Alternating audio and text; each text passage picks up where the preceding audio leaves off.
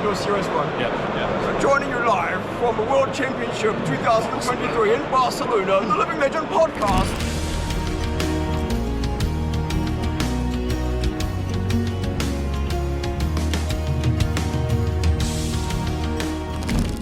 Well, I think I'm the host, so how's it going, everyone? And welcome back to the Living Legends podcast, your weekly Flesh and Blood podcast where we talk about all things in the world of Flesh and Blood. And we have some pretty exciting stuff to talk about today.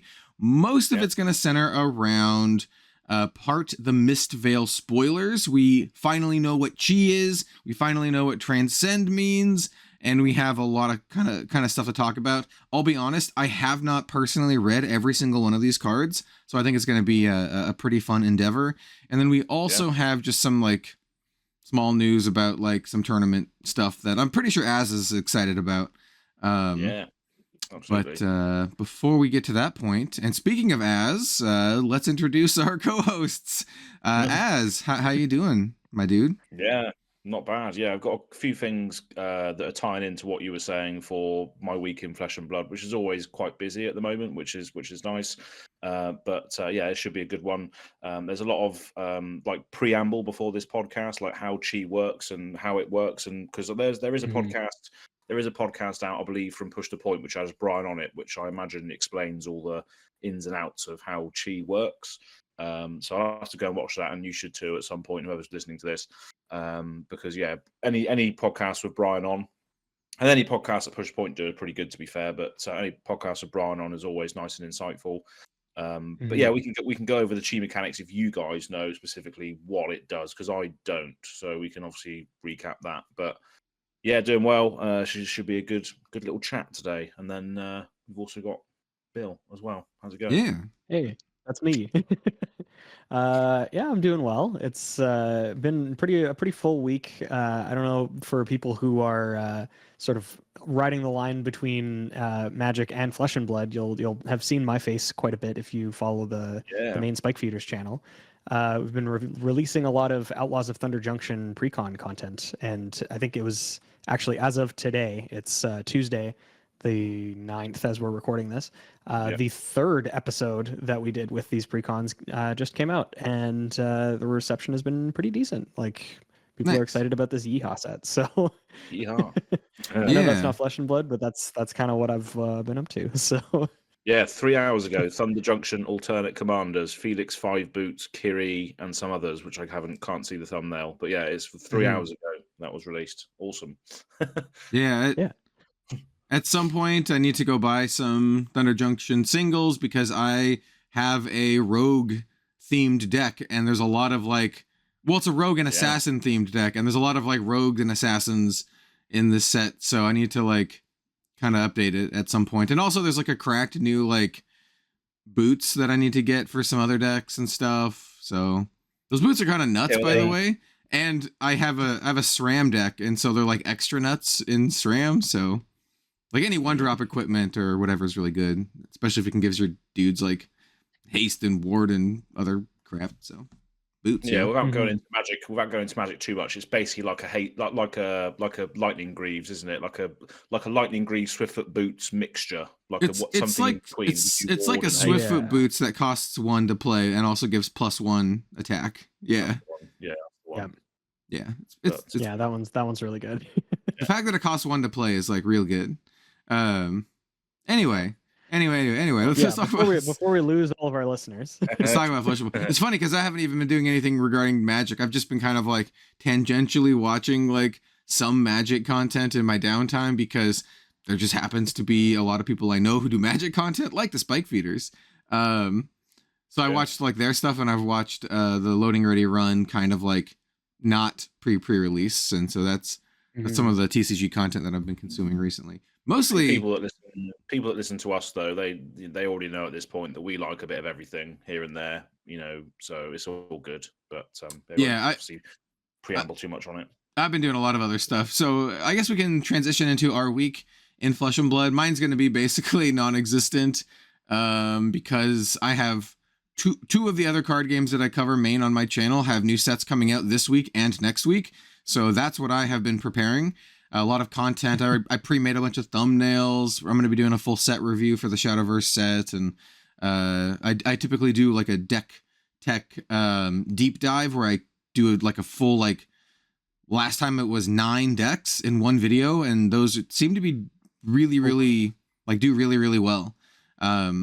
People dig those, so I'll be doing that again, and so just kind of prepping all that kind of stuff. So that's what I've been doing in card games. Oh, and some other like fun stuff, sort of related to Flesh and Blood, but mostly just related to my channel. And that I'm doing like my annual studio tour. So I'm doing like editing my studio tour, showing off the studio. So a lot of it is Flesh and Blood, but a lot of it is other stuff too. And then I talk about like how I keep my figures, how I maintain the collection, how I store all my stuff. Spoilers, it's in many BCW 5,000 count long boxes, like the big square flat ones, and then I stuff them all stacked up in the closet. I need to get more of those, to be honest. I literally just bought 6 more, and they're gonna go right into the closet. That's where I put all my bulk for various card games. And so that's basically what I've been up to. So not a lot of Flesh and Blood. Let's go to Az, who seems like he has a lot. So Az, what have you been up to?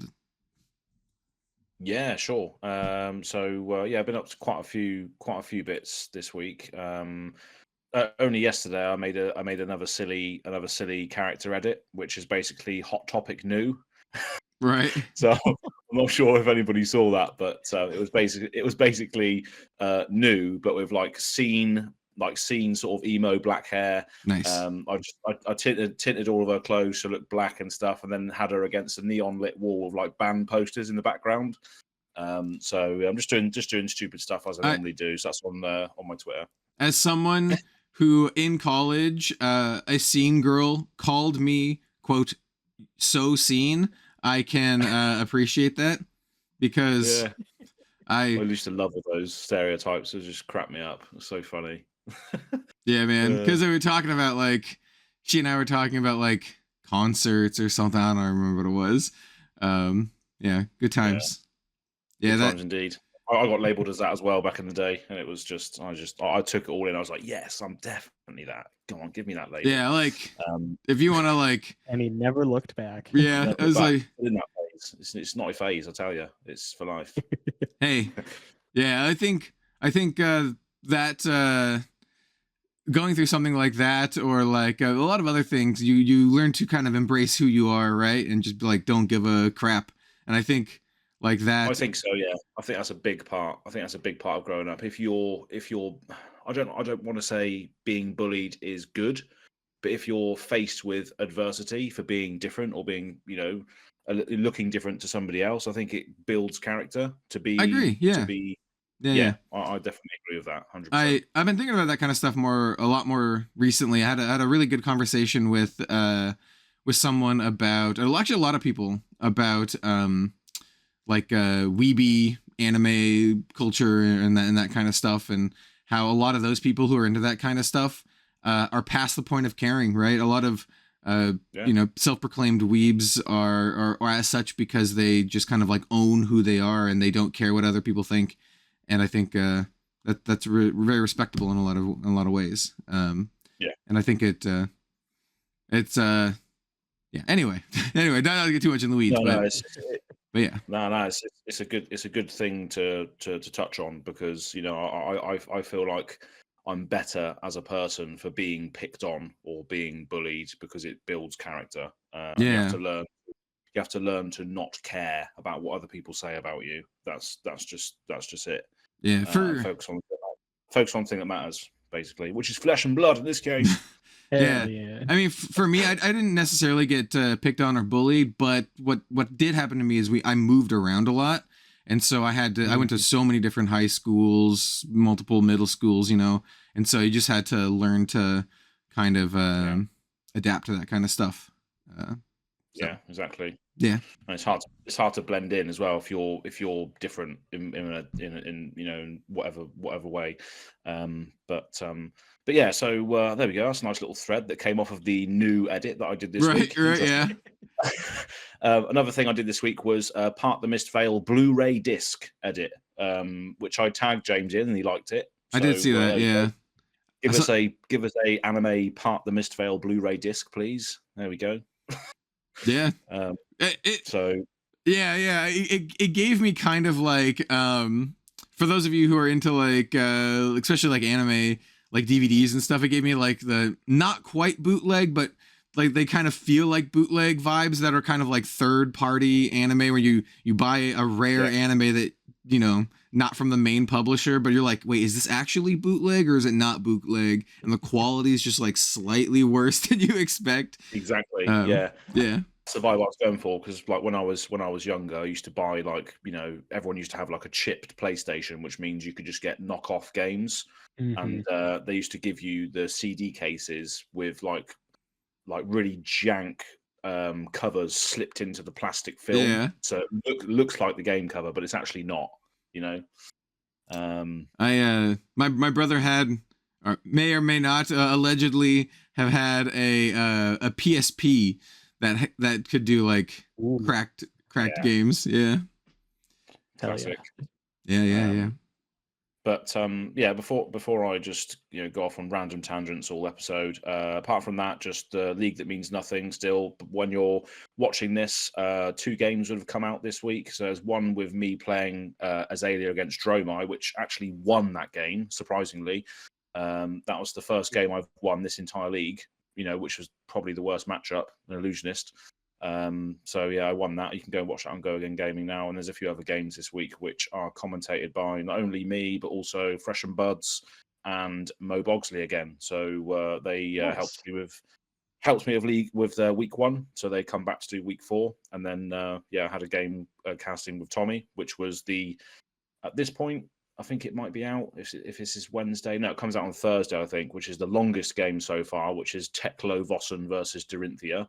An hour and 20 minutes. So basically a full-length feature film in one game.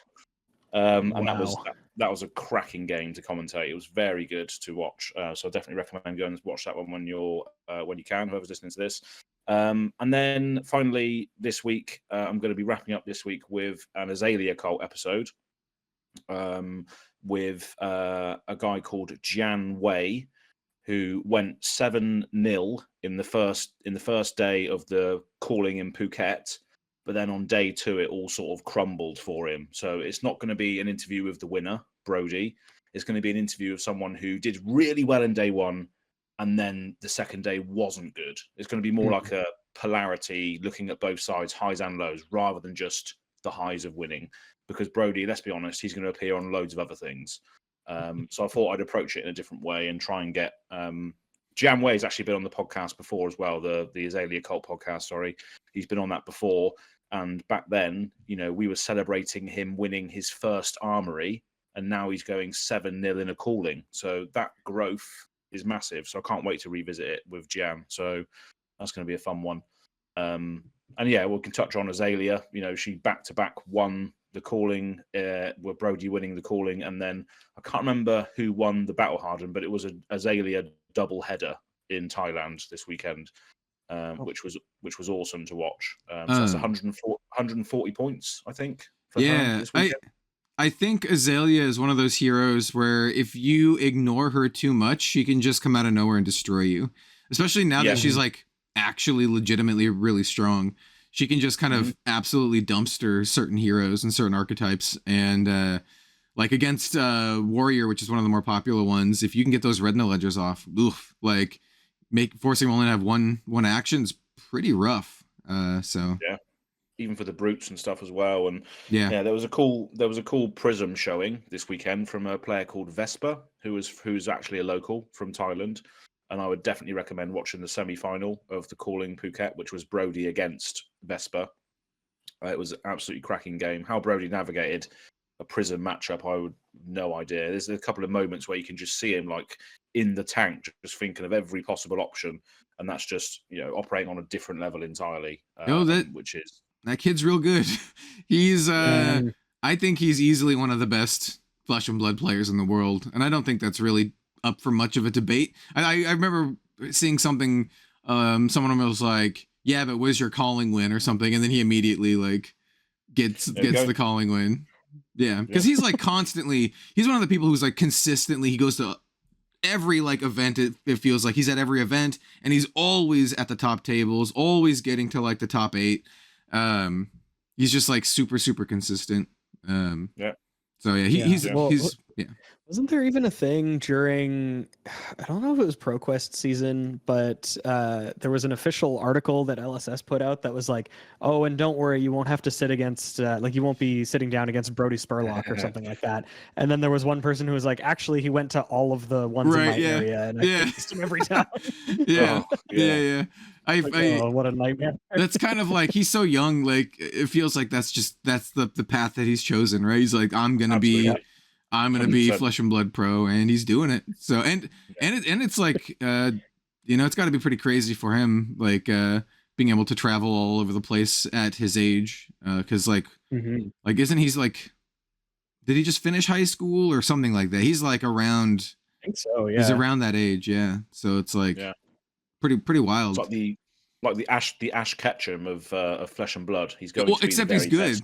Except he's good. Ash like just sucks. He just starts at level 50 instead, and then just carries on from there. Yeah, Brody's very good. So yeah, so huge shout out to him.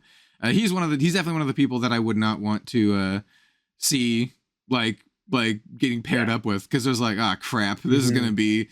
Like I never go into the mindset that I'm auto lose. I've played against some incredibly good like Magic pros before, but like you still are like, crap, this is gonna be hard. Like this is gonna be tough. Like I got paired against Yuki Lee Bender at one of the events that I went to, and I was like, yeah, the same deal. It's like, well, this is gonna be very very difficult. She won, but it was close, sort of. So it was sort of close. Anyway.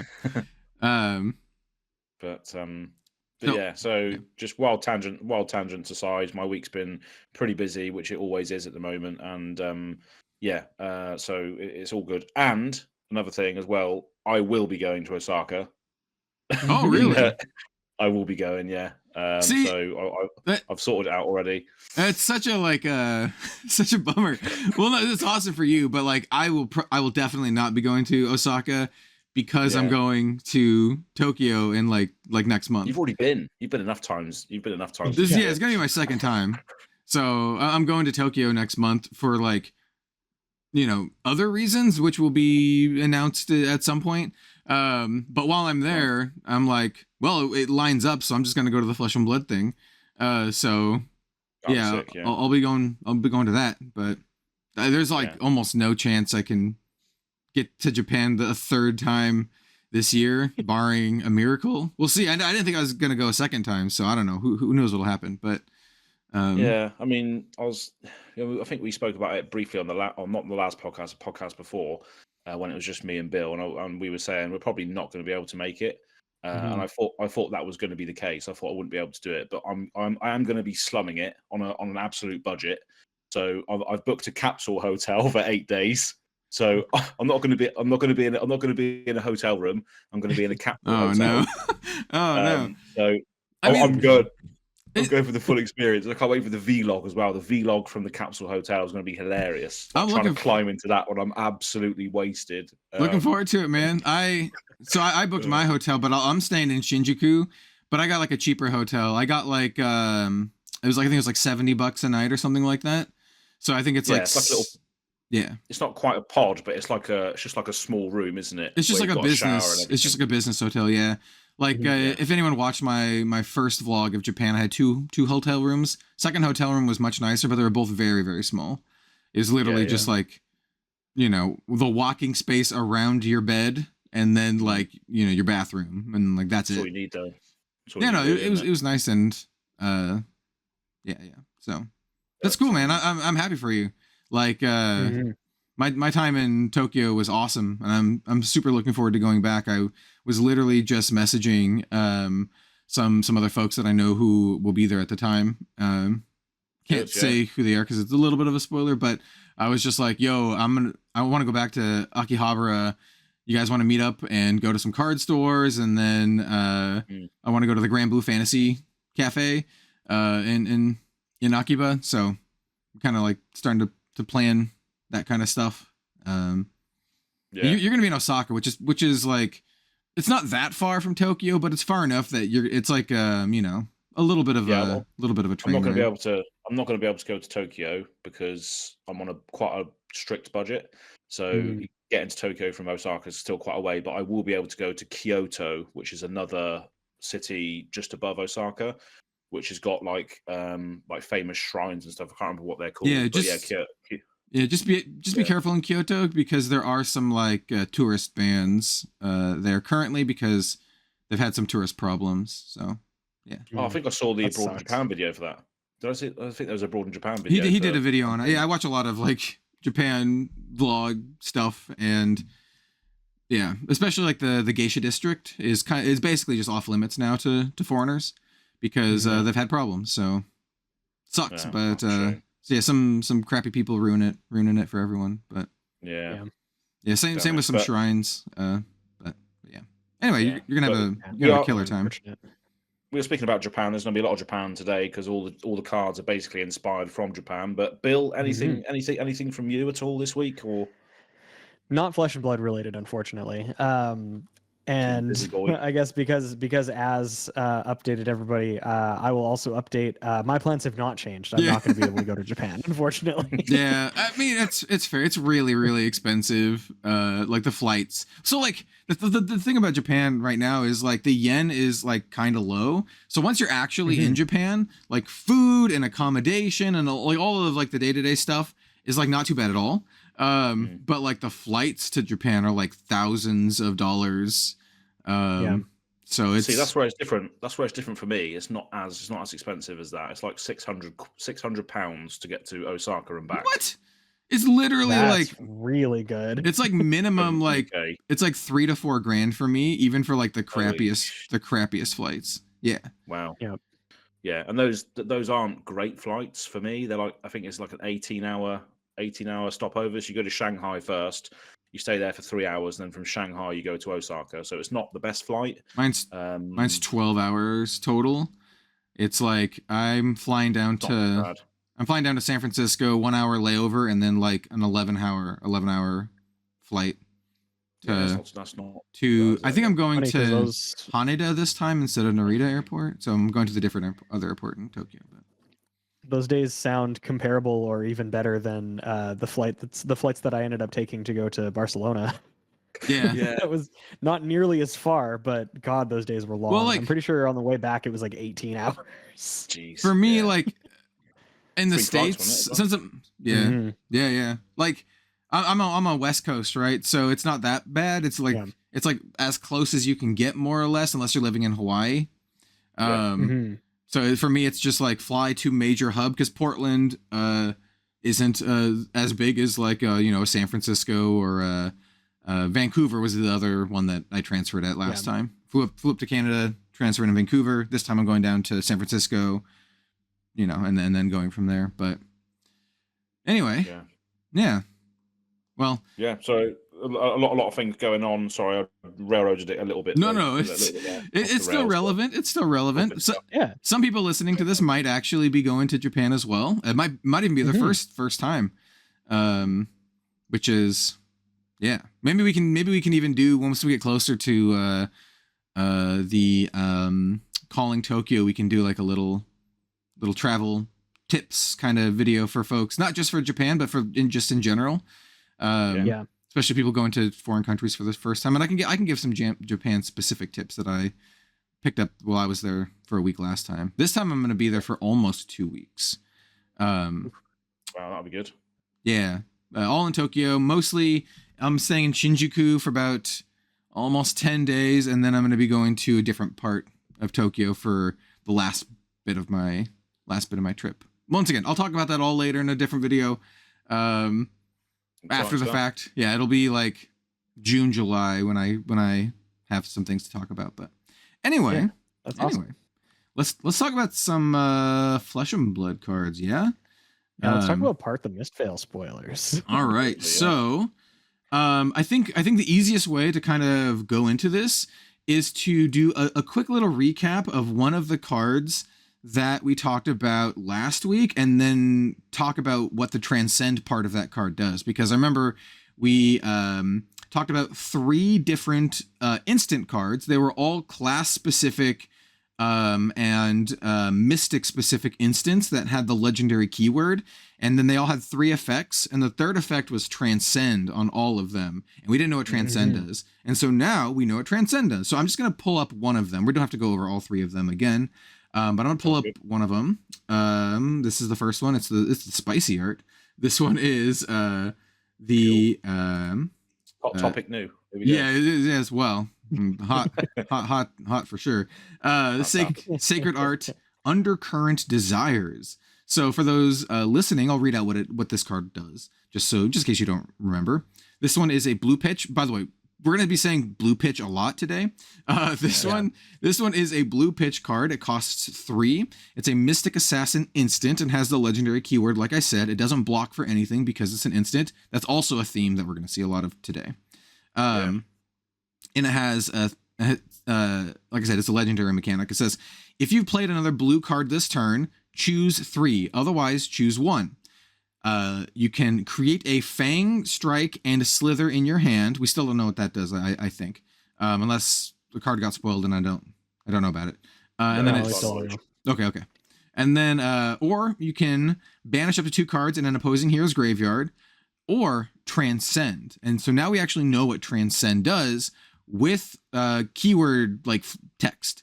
And so what Transcend does here, I'm going to pull up another card that has Transcend on, that has like the text on it.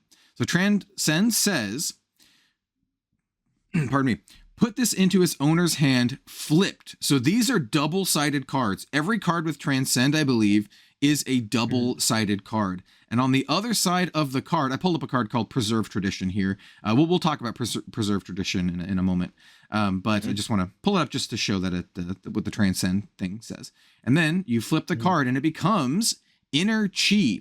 And I do believe it's all the same. All of them turn into Inner Chi. And Inner Chi is a card that has the Chi resource mechanic in the top. So it's a blue pitch card, but instead of having the red pitch value, like the red pitch symbol, they're blue pitch symbols to show that they're Chi.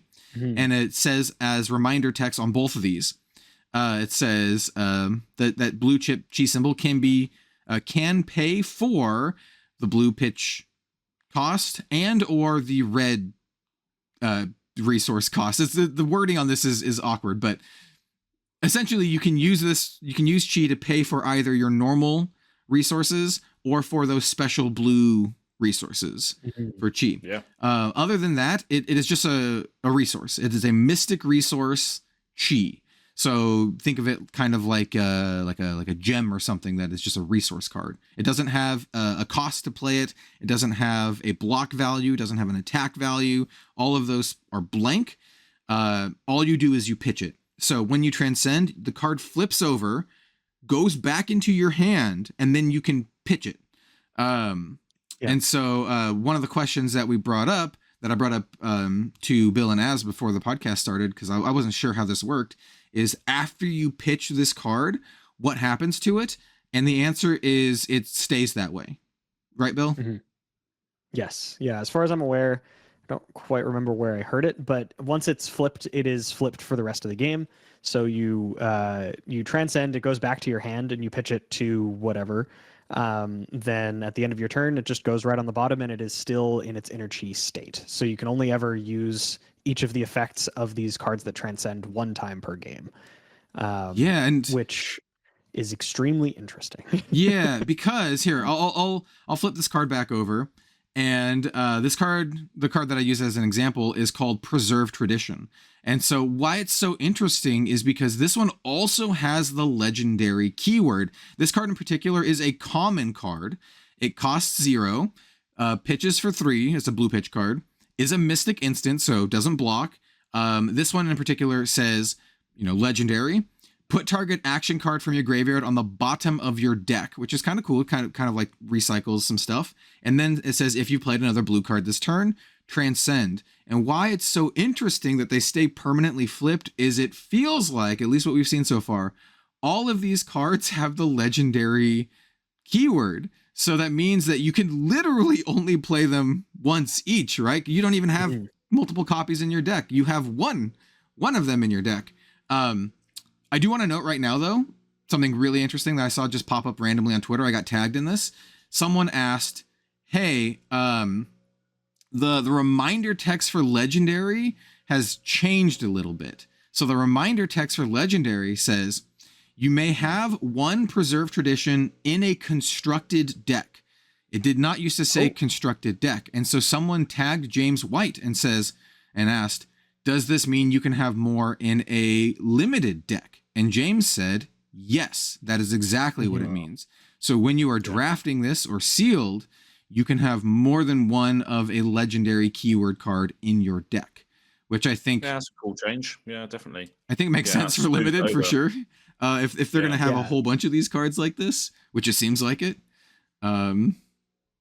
Yeah. You'll be pretty bummed out if you draw in your sealed pack you get 2 preserved traditions and suddenly you can only use 1. That's they've smoothed that right over by changing that for sure. Yeah. Yeah, and especially like I mentioned, this is a common card, so like there'll be a lot of them.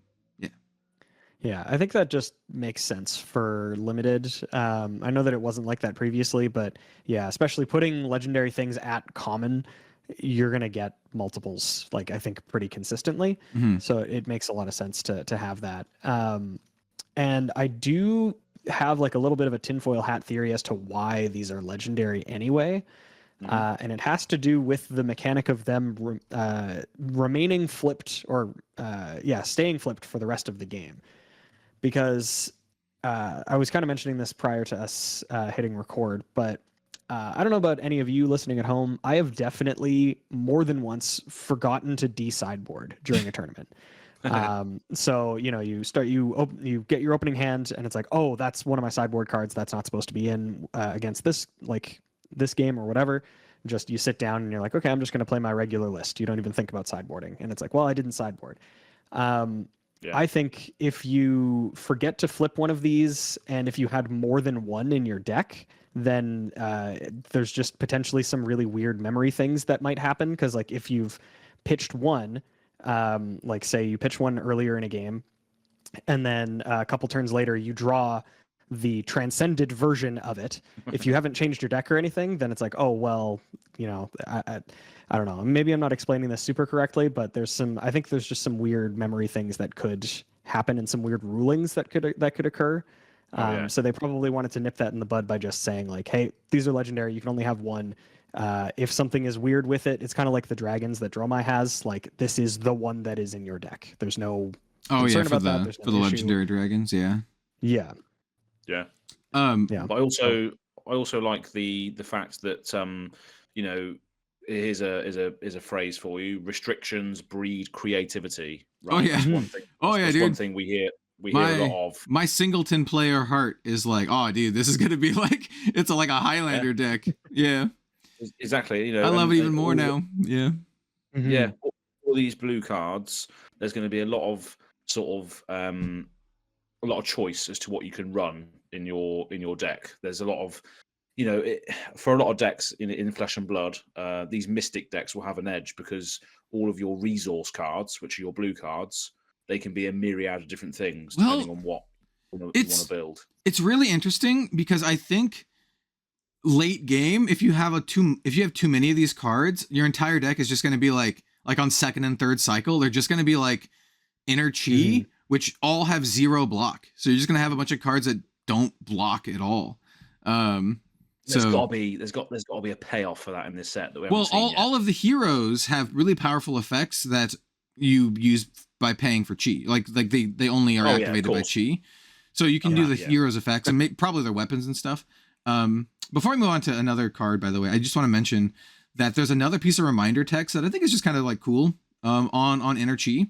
And so this is the one for preserved tradition. There's a piece of reminder text underneath the reminder text that telling you that you can pay for it with the blue costs or whatever, or the cheat costs. And it just says transcended from preserved tradition. So it tells you what it was on the G side, which I think is kind of cool. Maybe on like the Marvel versions it doesn't tell you, but I don't know. On this one it does, which I think is cool. There's probably going to be some mystic ninjas which say if you've transcended from this card, do this thing, which are going to be absolutely absurd. I guarantee. If you've transcended from release the tiger, this next card gets +9 or something stupid. Yeah, because that would make sense as to what you just said there. It's transcended from this, which means that it checks what the card has transcended from. Yeah, it's tracked. So Mystic Ninja combos could be checking for that. We don't know yet, but we don't have anything like that, but we do have a payoff that I can read real quick here. Well, maybe not real quick. Fire breathing. No, but this is a card called, I'm not sure if I'm going to pronounce this correctly, Orihon of Mystic Tenets. This is a book, or something of a, it looks like a book. So this is a Mystic instant. It costs 4 to play. It is a blue pitch card. Once again, a blue pitch instant. This one's a little different though. It has the legendary keyword, but wait, it is different. Just let me hear me out. So once again, another legendary keyword card. This one says, draw 2 cards. If a chi was pitched to play this, instead draw 3 cards. And it costs 4 to play. So you're going to have to do like a chi plus something else, maybe. Chi plus a tunic or something could get there to draw 3 cards. That's like really good, actually. This is an instant. Speed. So like draw 3. Yeah, and all you need is 1 card. All you need is the chi. Like, so you pitch the chi, and then you have your tunic activation, and then you draw 3 cards, and it's an instant. So it's just like 1 for 3. That seems good. But the great thing about this as well is that because obviously it's a blue instant, you can play it at the start of your turn without using an action point. So it's still, if worst case scenario, you can still play a blue card to then turn on all of the other cards after it that say if you've played a blue card. So I think still do that. I think the saving grace is that it is legendary keyword, because when I see this card, I'm like, y'all thought 3 of a kind was bad in Lexi. This is like that, but also you can just do it with Ninja, right? Like you can literally do this with your new Ninja Bro Zen, and welcome to like a million attacks. Well, this is basically just the Mystic version of Tome of Divinity, which Tome of Divinity is still like not very consistent, but when you were able to get like multiples off in a turn, it was devastating. So I think that's probably one of the things that they were trying to prevent, was just like being able to do 2 or 3 of these in a turn, especially as like Zen, and you're just okay, your opponent's dead and there's nothing they can do about it. This kind of card in Ninja is so brutal. Anyone who's ever played against like a ninja that you've let them draw multiple cards from either like a mask or from like a Benji specialization or whatever, you know how brutal it can be. The numbers get up like to double digits very quickly, and then they start approaching like 20 plus like very quickly. This card's like scary. Pretty early on, I think I remember Fies were playing Tome of the Firebrand for a while, which is just a draw 2. It's an inconsistent draw 2, and I think they ended up dropping it after a little bit because it just didn't end up being as optimal. But when I was playing it and playing against it, it felt bad to have that resolved against you. This is I don't know how easy it is to get your chi.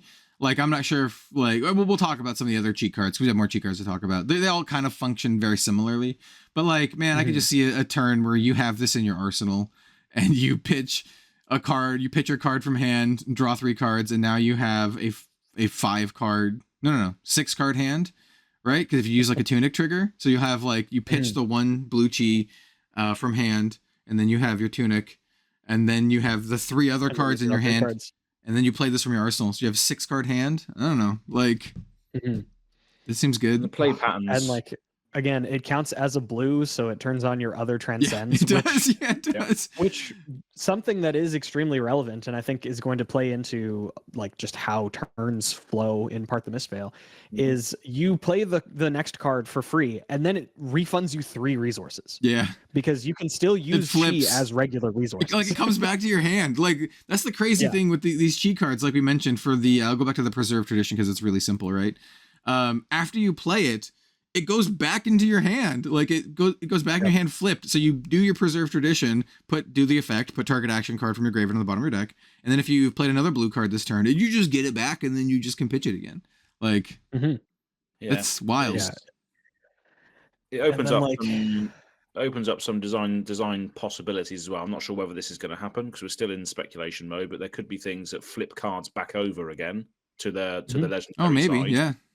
There could also be things that because there's a lot of instants in this set, there could also be other instants that say copy instants or copy things, so you could do them more than once. Yeah, which that would be hilarious if you could copy the Orion and Mystic Tenets. I think one of the downsides of all of these though are like they're all instants, like as said, but that means also they don't block. So like if you're running a bunch of these in your hand, like you could just get just absolutely destroyed because none of your cards block.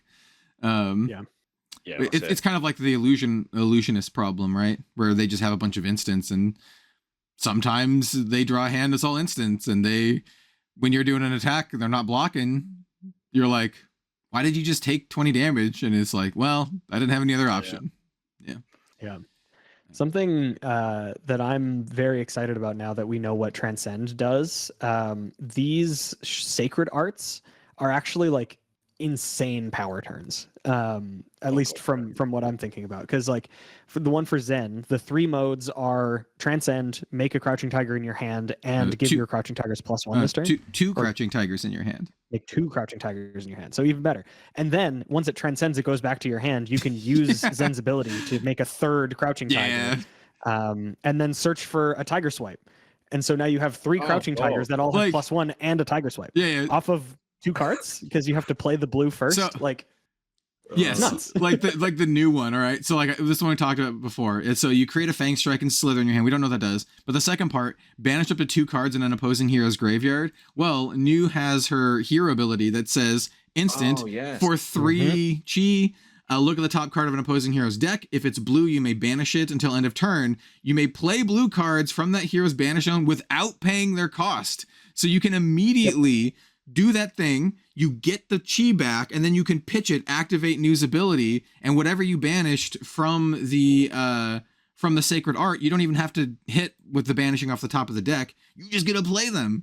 Like this card just single-handedly enables her ability, because then it comes back to your hand and you just pitch it. It's pretty good. Yeah, seems pretty good. We were already talking about how insane New is going to be against things like Bravo. Undercurrent Desires just reads on its own. Play your opponent's Tear Asunder and Spinal Crush for free. Play whatever 2 blue cards they have in their graveyard. Like what they've already tried to hit you with, and you're like, haha, not my turn. Oh, okay. So is Tear Asunder just your next Guardian attack gets whatever? Yes. Oh god. So you can play both of those for free. Yeah. You can play both of them for free thanks to New. Oh Jesus. Yeah, it's pretty sweet. Yeah, so you'd be going in for 9. I think who else on this podcast is now a new main. I was the moment I saw her. I didn't even care what her ability was. I'm just like assassin waifu, new assassin waifu. Sign me up. I don't even care what your ability is. And then it turns out her ability is like really cool. Yeah. So bonkers. Also, thinking of the Fang Strike and Slithers, there'll probably be things like Crouching Tigers, but they'll probably have stealth on them. Yes, because obviously she cares about stealth. I don't think we mentioned that before last time on the last podcast. I went on a weird one about how they could be defensive, so I don't know what I was talking about there. But yeah, they definitely make more sense as like stealth ephemeral cards. So there could be something like that. We'll see. I think they're good. Yeah, I think they're going to be stealth cards, or at least one of them is going to be a stealth card. I think. What is this? It says Fang Strike and Slither. I think Slither sounds like a stealth card to me, and then Fang Strike might be like a reaction or something. Yeah, I think it's going to be an ephemeral attack reaction that just gives maybe just gives a card with stealth +1 or something for free. Like a lunging press or something. Yeah. Yeah, like just something that sort of helps you get over things. And then I think Fang Strike probably going to be something similar to a Crouching Tiger. It's a good guess, yeah. Because yeah. then, Although then maybe it works into cost. Assassin. It works into Assassin because then you're creating those mind games off of your ability, aren't you? Well, off of this. I'm not sure whether there's going to be other Fang Strikes and Slither making cards, but yeah. My guess is I assume there will be. Yeah, like probably. Just like how there's probably a lot more like Crouching Tiger stuff. So we have a whole bunch of other Transcend cards, and then we have like a cycle. Which would you guys like to talk about first? Because there's a weird just attack action cycle. It's pretty simple. It literally just starts at 0 cost and goes all the way up to 3 cost, and then it scales accordingly. So it's a pretty interesting cycle. They're all blue. I assume they're just gonna be blue. Like I don't think there's gonna be red and yellow versions. But do you want to go over those first or the other Transcend cards? Let's just go over those since you've sort of teased them already. Yeah, go for it. All right, you guys want me just to talk about them? Yeah, sure. Yeah, okay, cool. Yeah. So the cards are all water themed. So they are Droplet, Rising Tide, Spillover, and Tidal Surge. So they all cost 0, 1, 2, and 3 respectively. Droplet is the 0 cost one. Oh, they also all block for 2. So I'm not going to say that again. They all block for 2. They're all blue pitch. They all block for 2. So Droplet is a 0 cost. It attacks for 2, and it says if you've played another blue card this turn, this gets +2. They're also all Mystic attack actions, so you can run them in any of your Mystic decks. These seem like role players in Limited to me. So that's Droplet, 0 cost, 2 attack. If you play another blue card, it attacks for 2. So it's basically a 0 for 4 if you played a blue card. Rising Tide, literally the same thing, except it costs 1 and attacks for 3. Same effect. If you played a blue card this turn, it gets +2. So if you played a blue card, it's a 1 for 5. All right, next one. Like I said, this is a cycle. Spillover. This one costs 2 and attacks for base 4. Same effect. If you played another blue card, this gets +2. So it's a 2 for 6 if you played a blue card. And then finally, we have the last of the golden rates. This is your 3 cost card. This is likely going to be the best one because you have so much blue pitch. Playing it for 3 seems pretty reasonable here. So this is Tidal Surge. It costs 3, attacks for 5. If you played a blue card this turn, it gets +2. So this is like your 3 for 7. And I think this one, to me, is like kind of like the standout one because we've seen so many blue pitch cards so far that like this just seems really good and Limited, right?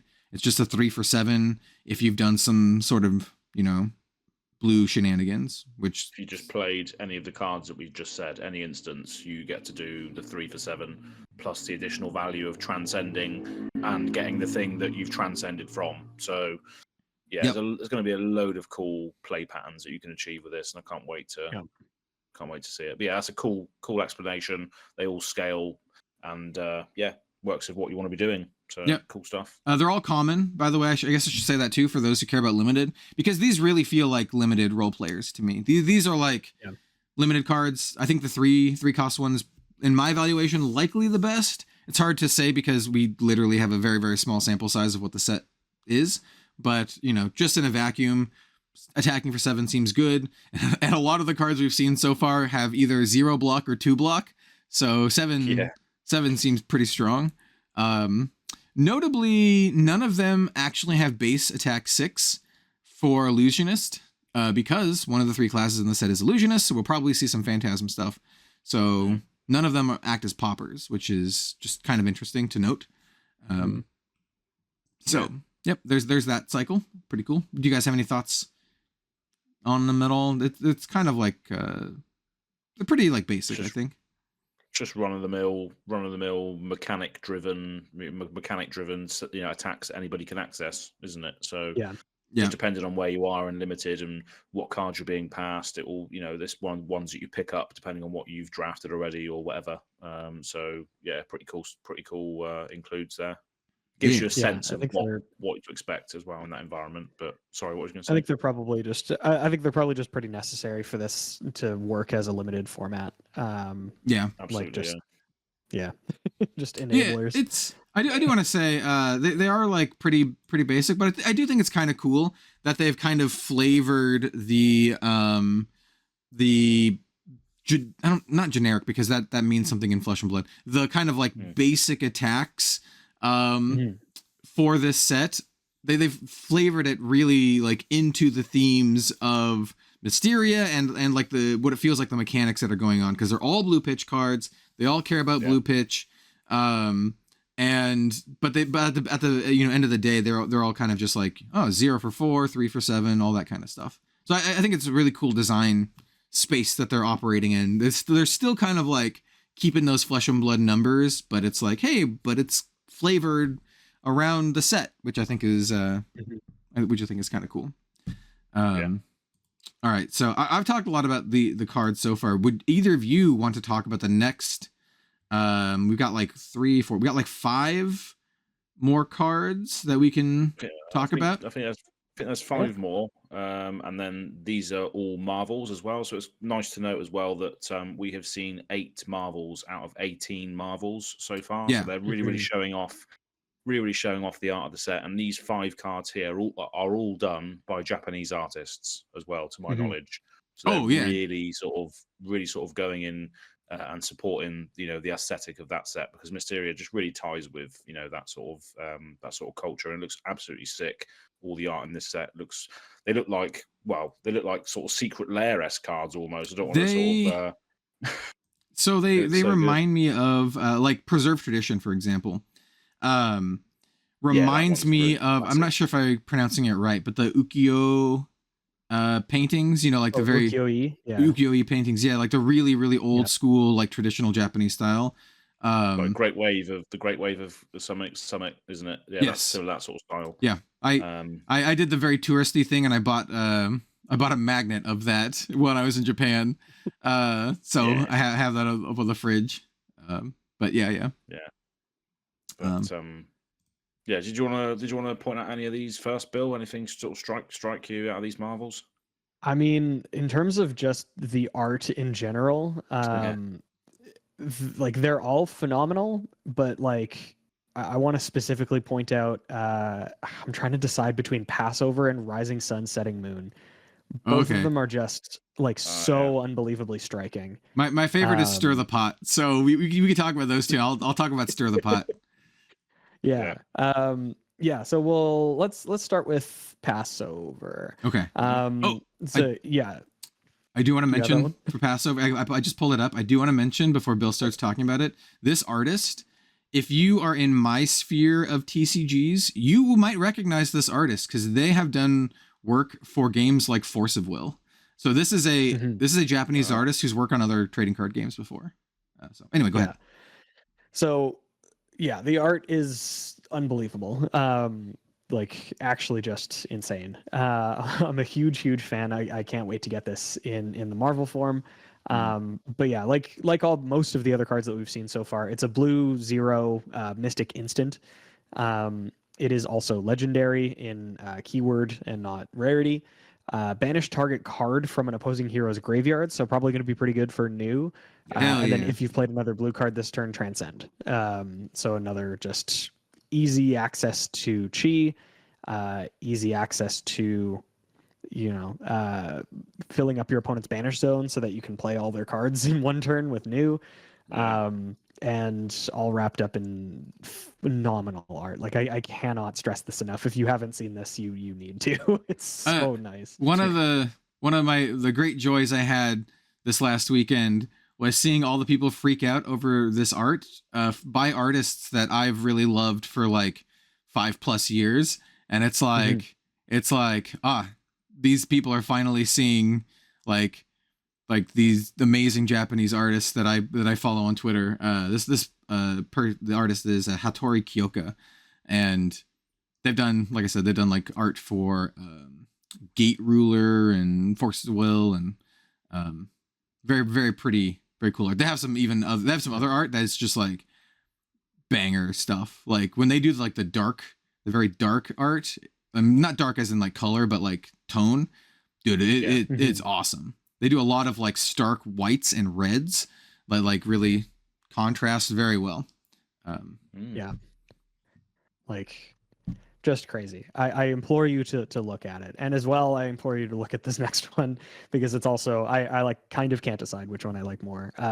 But the next one that I want to talk about is Rising Sun Setting Moon, which has an image of a phoenix on it. Yes, and a wolf, which is like a phoenix and a wolf. Yeah, kind of making like a yin yang kind of symbol almost. Yeah. Again, just absolutely gorgeous. Also, I think this effect is kind of cracked. I think that it's quite good to be able to do something like this. It's the same stat line as the other one. So it's blue 0, Mystic Instant, legendary, and draw a card, then put a card from your hand on the bottom of your deck. If you've played another blue card this turn, Transcend. Yeah, Sink Below. Yeah.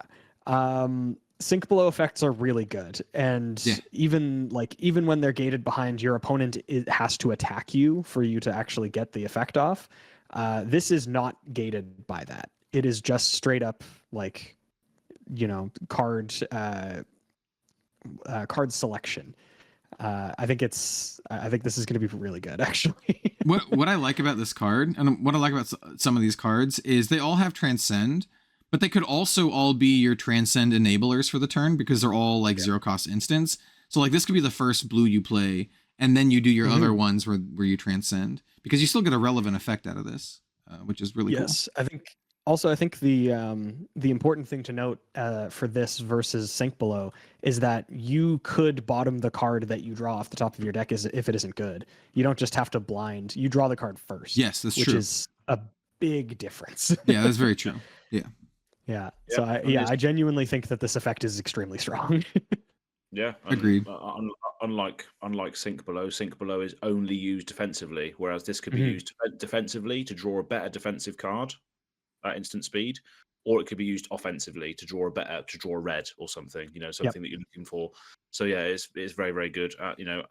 As a starter, or something that if you've transcended already, you get the good stuff as well. Like this in Arsenal is like sweet. Like I'm just thinking of like assassiny things, like drawing this off of a ponder, off of a like codex or something, and then arsenaling this sets you up for a banger turn, especially if you want to do other Transcend stuff. Like, dude, that's so sick. Yeah, like this is your thing that starts your turn, and it starts it in two completely different but equally important ways. It's your blue, and it's fixing your hand if your hand is a little bit awkward. I think this card's crazy. I think this card absolutely needs to be a legendary. I genuinely think this effect is very good. To note, in terms of like actual like booster pack rarity, we don't know because these are all marvels, right? So we don't actually know what the base rarity is for all these, except for the Preserved Tradition that we talked about earlier that we knew is a common. So these could literally be anything from common to actual legendary. We don't know now. Yeah, I think that likely like booster pack rarity, these are probably at the most rares. I don't think I think the sacred arts are probably majestics. Oh, for sure. I think those are majestics for sure. Yeah, but I think the ones that we've seen thus far, like the one that you were mentioning, Stir the Pot, I think that these are potentially all commons. And I think that's fine, but yeah, like legendary in terms of keyword, I think is important for this one. Yeah, having access to just 3 free draws would be nuts. Well, if they are common and limited, you could have access to 3. You could have lots. Yeah. I think these cards are really cool. We talked about marvels. I have a feeling that with so many marvels, and a lot of these being marvels of like rares or maybe even commons, we might see them at frequencies closer to Uprising with the dragons. Because if you remember, the rare dragons in Uprising seemed pretty frequent, right? Compared to like more modern marvels like the codices, for example. So yeah, these could be more common than they would appear. They might not be. I don't know. We haven't opened up packs yet, but just a thought. So Bill mentioned Stir the Pot. I want to talk about Stir the Pot, because I think this is my favorite. Please do. This is my favorite art from the. And this is also like this is the kind of effect that I love too, because it's jank as hell. Maybe it's good, but like it is also just jank. So stir the pot. I'll tell you what it does first, and then I'll talk about the art because I have more to say about the art than the actual card. So same kind of effects, right? 0 cost, blue pitch, mystic instant, legendary. It has one word for the effect: shuffle. That's all it says. It just says shuffle, period. And then if you played another blue card, Transcend. So all you do is you just shuffle your deck, which is cool. I assume it just means shuffle your deck. I assume it's not. I don't think you get to shuffle your opponent's deck. If you can shuffle your opponent's deck, that would be amazing. Yeah, mess up their pitch stack. Yeah, mess up Kano. That would be I would love this card. It would be one of my favorite Flesh and Blood cards if you could shuffle your opponent's deck, because all those big brain players, all those Kanos who've been like meticulously, pitch stacking and memorizing it, and you're just like, hey, I play the cat card and shuffle your deck. By the way, there's a big cat on it, so that's the art I want to talk about. That is enraging as well, right? Yeah, I'm just gonna play. I feel like that would say the card names. Just like I play cat, shuffle your deck. Yeah, I feel like that would be maybe one of the most infuriating cards to play against in specific matchups. Like if you can shuffle your opponent's deck, I think that this card is maybe not okay. I think it just means shuffle your own deck, but yeah. I wish it allowed you to shuffle your opponent's deck. What do you think the over-under is that they're referring to the dance move? Oh yeah. Possibly more likely than shuffling your opponent's deck. More likely dance move than shuffling your opponent's deck. So you just stand up and you start flossing. yeah, exactly. All right, so I gotta talk with you here because there's no way to put this other than, well, no, I guess there is a way to put it, but this harkens to pop culture in a way that some of the other ones don't, in that this still represents a kind of a traditional Japanese folklore setting, but the setting was popularized by a movie called Spirited Away, which is one of my favorite movies of all time, regardless of genre or anything. I love Spirited Away. It's probably my top 5 movies ever. I think it's I haven't seen it. I think it's a masterpiece.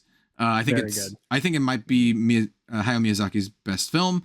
And I don't say that lightly because I think a lot of his films are incredible. But anyway, so Spirited Away. This reminds me of the bathhouse from Spirited Away, where all of the yokai, all of the spirits come and then rest. This is where they rest their weary souls so they can continue to do what they do. Whether they're a spirit of a river or the wind or whatever. And so that's what this is depicting. It's all of these spirits in like this very large bath, or a soup because it's called Stir the Pot. And one of the yokai has a big old spoon dipping down into the pot. And I'll set the stage here. Imagine if you don't have the picture. By the way, go look up the art for this if you haven't. But if you're just listening, there's a giant bath. I'm just going to call it a bath. There's a giant bath, and then there's a bunch of a cornucopia of spirits in this bath that looks like there's like almost like a mermaid-esque spirit. There's a fish spirit with no eyes and teeth. There's like a chicken with a little hat. There's a skeleton who's like drinking some sake, it looks like. There's like a big, I'm just going to call it a chumbawamba. There's just like a big fuzzy white thing in there. And then outside of it, there's like a kitsune, there's a fox spirit, there's what looks like a kappa without a shell, or maybe it's more of a tengu. He's got kind of like a beak. There's a little one-eyed spirit, and in the back behind everything, there's just a giant neko, a giant black cat, who's just like the center of the image. And I just love this. I love this card so much. This is, out of all these so far, I really want this Marvel. Like it's just. It speaks to me, from the effect that it's just shuffle to the big old cat staring at like the demon spooning the chicken. Cause like the spoon is like, it looks like he's spooning the little fat plump chicken in there. That's funny. I love this card, man. This card's awesome. It's really sick. Go look up the art. It's so good. Shout out to artist Hiro Suda. It's so cool. Big old cat. And that's why if you could shuffle your opponent's deck, why it's extra funny, because this card is just goofy, like it's very like fun and whimsical, and is a big old cat. And if it's like ruining your opponent's pitch deck, it would be just so funny. Like, yeah. But obviously, this is the Marvel version, so there probably will there be another piece of art different to this? I imagine. No, it'll be the same, won't it? Just different border. Maybe we don't Because that's what know the yet. Marvels were like on the dragons, weren't they? They were the same art. Well, we actually, do have precedent for that. Yeah, Yeah. there's we have seen. what's I take it back. We have seen the Marvel and the normal versions for the Sacred Arts, right? Because last week we talked about the normal versions of the Sacred Art. This week we have the Marvel versions, which are a little different. No, they have the same kind of bordering. Yeah. So what they are basically, if you are just listening, they're essentially full art with like a special text box frame and a special like header. They look gorgeous. Yeah. I really love their decision to do full art for these, because it really shows off the art at like to the maximum effect, which I think is great. Some people have had a little bit of criticism towards some of the cards that are very like bright and colored, and the criticism is that it's difficult to read. And that's true. Like Rising Sun, Setting Moon, the background for it, there's a lot of clouds, and the text box is transparent, and the letters are white. So it's like a white letters on transparent text box on white clouds. So I can see some people who maybe have difficult seeing. This could be very hard to read. So I do understand that. Yeah, but I think they look gorgeous. If I didn't have my glasses and I drew and I pulled this in my sealed pool and it was like middle of the day, I'd be like, oh no, I have no idea what this is, but I'm just going to play it for 0. Right. I'm not gonna see it. Yeah. whatever the effect is. Whatever the effect is, I'm just going to transcend. There we go. See you later. But we do actually have the if you're looking at the same the page on Fabrary, Preserved Tradition, the one to the left of it that's in Japanese is also Preserved Tradition. It's just the Marvel version. Wait, it is. Yeah. Oh, so it is different art. Yeah, so it's different, like different art entirely, which I think is nice, because then you can have like this really sort of picturesque entire card dedicated to this art, which I think is phenomenal. The regular art for Preserved Tradition is extremely classic. Again, like I think it's ukiyo-e. Yes, I know what it looks like. I just don't know how to actually pronounce it. But yeah, I think ukiyo-e, something like that. Yeah, please correct us. We are but a North American gaijin. I'm sorry, I'm not. I mean, you're European gaijin. This is close enough, man. We're the ones trying to pronounce it. You're just sitting back and watching us fail. Yeah. No, I've seen enough European dudes. I watch Chris Broad and Sea Dog VA try to pronounce stuff, so Although I'm not sure which one you're looking at there, Bill, because the one I'm looking at is it's not Preserved Tradition. I'm about to read a different one, which is called Path Well Traveled. Yeah, there's one on the Fabrary thing that is in Japanese, and that one is Preserved Tradition. Oh, really? Yep. Oh, well, I'm reading a different one that says Name Path Well Traveled, which is a different card. Maybe we're not the yes, or maybe paste it in Discord so I know which one you're referring to, because I'm not sure which one it is. Yeah. Where's Path Well Traveled? It's the one next this to one here. This is what I'm seeing here. Hang on. Technical difficulties potentially. Oh, so maybe they tricked me. I think you may have gotten tricked. I think it is Path Well Traveled. If you flip it over, it says Transcended from Preserved Tradition. I think I know why. Fabrary. I think I know where the confusion is. That is on all of them. They put the Preserved Tradition one on every single flip. So if you even go to Stir the Pot, it's your fault. If you go to Stir the Pot, it says Preserved Tradition. So maybe that is the art. Right. Okay. All right. It's possible. Yeah.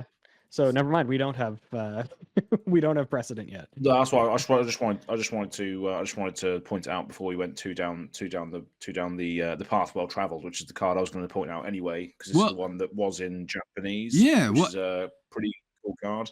Well, why don't you read off that card for everyone? Because there is a translation, right? There is, yeah. Yes. So I'm not going to pretend that I know how to speak Japanese because I definitely do not. Somebody's translated this for us because this was spoiled by a Japanese creator or personality. Yeah, a very popular creator in Magic.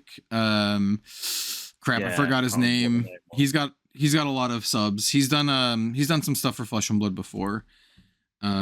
It starts with a T. It's like Tomo something. Saito something. Tomohiro Saito, yeah. He's a Magic player. Yeah, that's the one. He's the one who spoiled this card. Yeah, so rightly so, fully Japanese text on here, which looks absolutely sick with the Marvel treatment as well, which looks absolutely gorgeous. So I can't wait to see all the others in Japanese writing as well. Yeah. But this is a similar template to what we've seen before. 0 cost, instant, legendary card, and it says target attack gets go again. If you've played another blue card this turn, Transcend. So this basically fuels itself because you play the blue card. Yeah, you play the blue attack, which means you've played a card. Then you play this for 0 to give that blue attack go again. Then this turns into a blue pitch chi. So this is very good. This is like insanely good for probably for all the classes. But me coming from an assassin player, like this is wildly good. Like as said, you play your blue, like you play surgical extraction, and then you just give it go again. Get this card back, like you get the card back as 3 resources, and then you could pummel them. Like you could pitch this to pummel them too. Like and then your thing had go again. Like that's nuts. This card's really, really good. I think that's mean. I think on paper, like looking at all these effects, because we didn't go over there's one we haven't gone over yet, but I think this one is the strongest one. Like just in like raw power level. This is bonkers. That's probably why they gave it to that dude to spoil, because it's like powerful as hell. I want to say, if you think about it. Oh, go ahead. Yeah.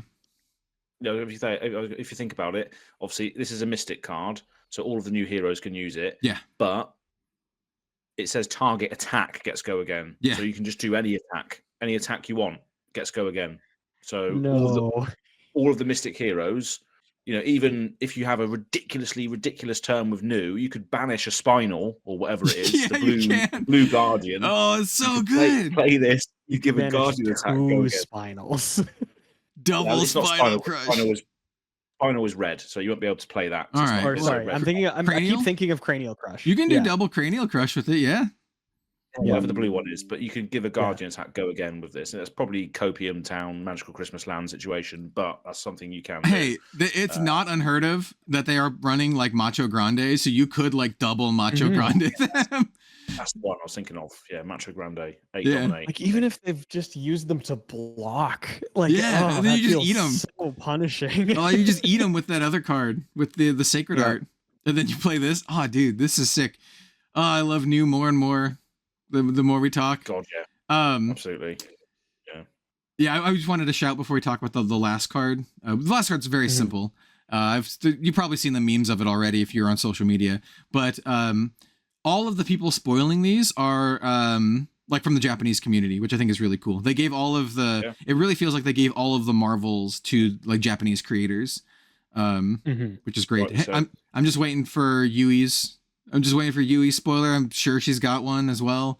Yeah, very cool. I really like that. I dig it. Absolutely. And not to belabor the point too long, the final card is just it's called Homage to Ancestors, and it's super simple. Everything that we've said except the effect is gain 1 life. So it's basically the sigil of solace, Yeah, it's a blue sigil. It's a blue sigil. No, it's not. Shut up. Well, it's a blue sigil that you can also only have one of in your deck, and also only if you're a mystic, and then also it transcends if you've played a blue card. So it's not a sigil at all. Exactly, which then gives you the resources back so you can do something else. So it's not a sigil. It's not a blue sigil. Shut up. God It's people just have Sigil of Solace on the mind. It's a dark ritual that gains you 1 life. That's what it is. Yeah, exactly. I'm joking. Everybody that's memeing, no, this is a sigil. I'm just messing with you. I love you really, but it's not a sigil. I'm sorry. But... Well, yeah, they just see the 0 cost, the blue pitch, and they'll gain 1 life, and exactly. then just like it's easy. It's easy meme fodder, right? It is, absolutely. In context with what Transcend is and what she is, though, like it makes these cards just at base. They feel a lot stronger than they look. Oh god, yeah. Just reading the cards that we have done today. This is, it starts your whole turn off by gaining 1 life, and then it just you can just apply it in so many different areas. But like it's the equivalent of just saying, like, oh, this is a red card, so it's good for Dromai. Like, I mean, like, obviously they're made to fit into these decks, and obviously they're very powerful because they made them legendary. You can literally only have 1 of them in your deck, which I think is very important to note, right? Like, you literally only have 1 of each of these cards in your deck. I think one of the big things in terms of like deck building, especially for Classic Constructed, for Blitz it'll be a little bit easier because you have 40 cards, but for CC when you have base 60 cards, getting a critical mass of these like Transcend cards is going to be interesting to see, like how many they have, and how many like you can run in your deck that are like relevant, right? Or if you're just running them because you just have to. Like, are you going to be running Stir the Pot just because you need, all of the Transcend cards and you don't care about shuffling your deck kind of deal? So yeah, I mean, to be fair though, look, if you look at the Stir the Pot thing, if you've transcended loads of times, you are going to have all of those blue. You are going to have a load of those blue cards that are chi based. It's true, at the bottom of your deck. So what you're going to want to do is shuffle those up, so you've got all those resources that you've pitched into at random times for the rest of the game potentially. But that's how I'm thinking about it. But where's the Rising Sun, Setting Moon also? You can get back the card that you put on the bottom of your deck or whatever, And where's the other one? There's a regrow card too. Which one? Oh yeah, it was the Preserved Tradition. Yeah, the put target card, action card from your graveyard on the bottom of your deck, so you can kind of like shuffle that back in. Like, I don't know, maybe the shuffle thing is slightly better than it looks. I just love it. It's great. Yeah, Cat. It is good. Cat. If I pull like, I'm not kidding at all. If I pull a Marvel Stir the Pot, it is going into my new deck. 1 billion%. Like, I am playing it. Like, even if it's not optimal, if it's like you should be running something else, I'm like, I don't care. Cat yokai bath in my deck. Get in there. I would like to cast Cat. Yeah. Oh man, that's so good. I really love this set. So I want to mention, I'm going to give a big shout out to Ian Kenderdine here from Legendary Studios, who's been a guest on our podcast multiple times. And he earlier on, he was just like, he didn't spoil anything, didn't tell me anything. He's just like, Kel, you're really going to love this set. And I'm like, yeah, I mean, I'm probably going to love it. It's, Mysteria. And he's like, no, I think this is going to be your favorite set. And I was like, I think he's right. I think he's right, man.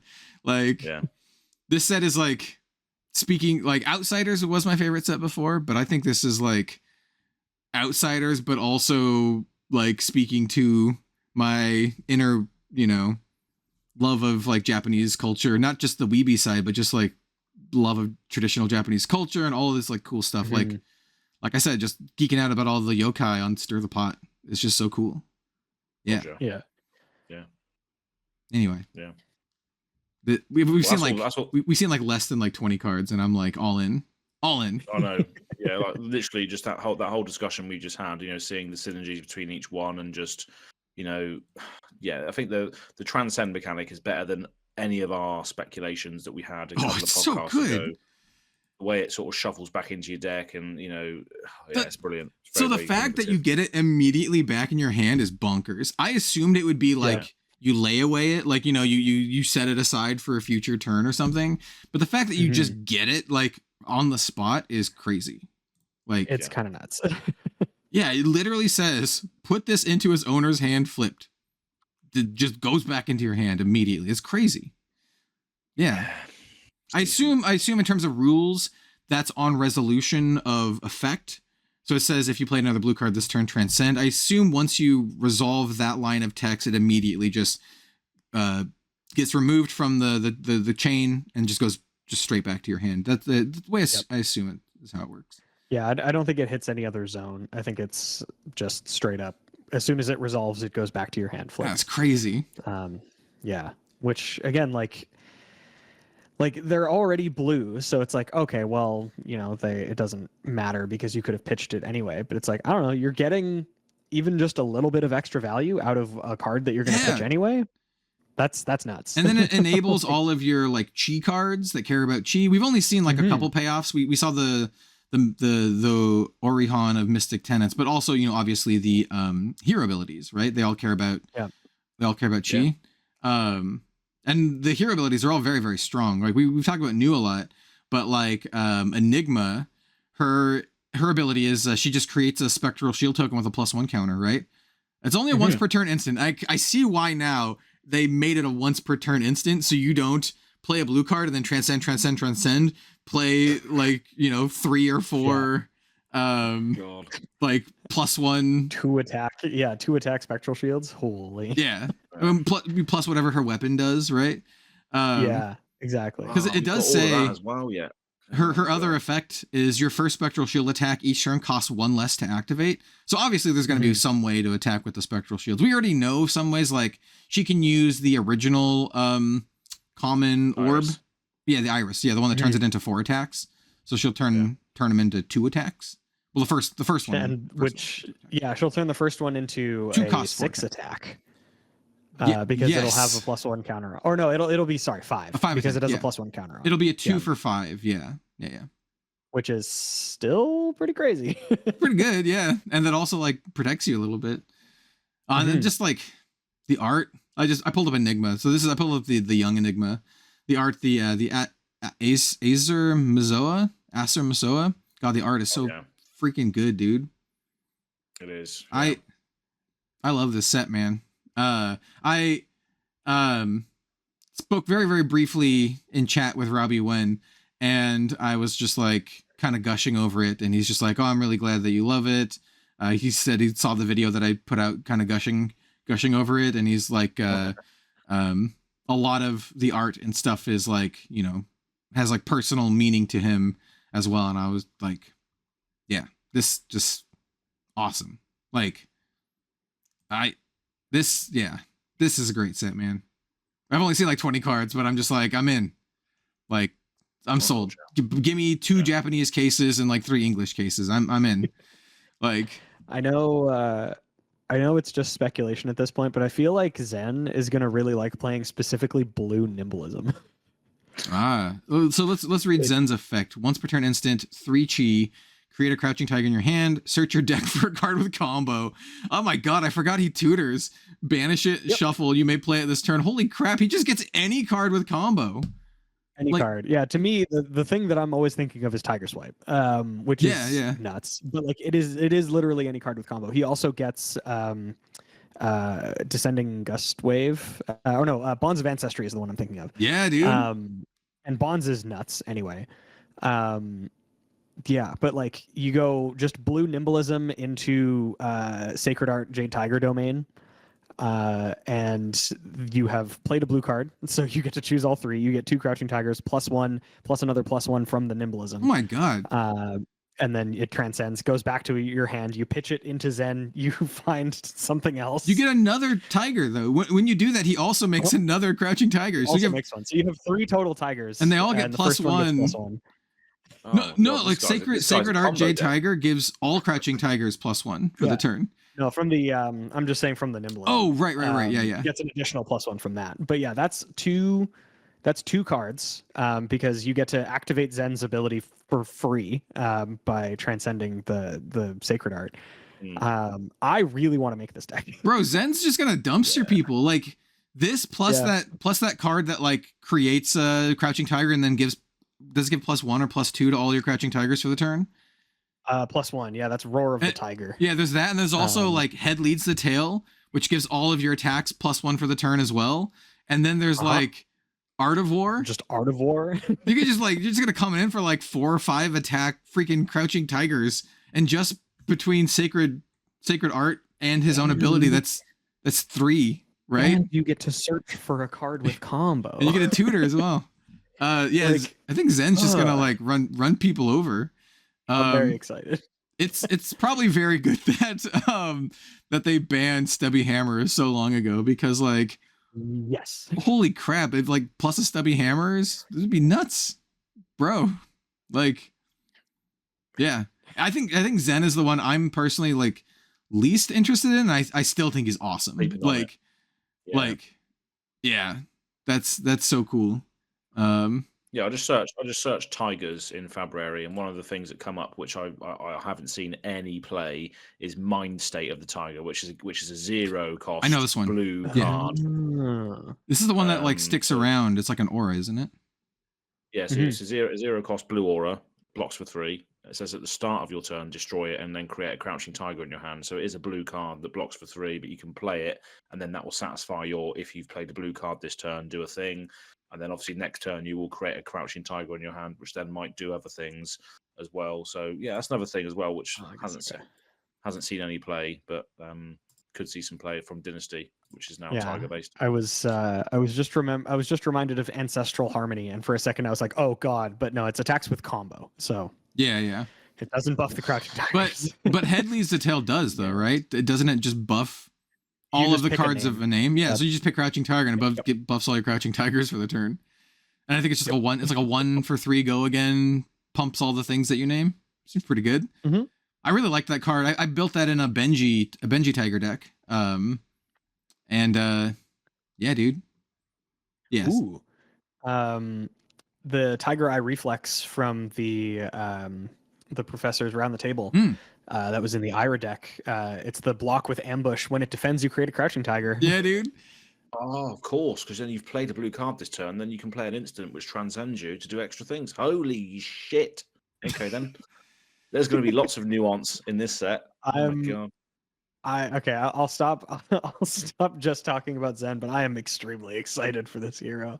Yeah, hey. This hero is really sick. I think they're all very cool. I think Enigma is the one that we've seen like the least yet, because I think she's just kind of like on paper she's just like doing Spectral Shield stuff, but I imagine we're going to see some shenanigans with Illusionist.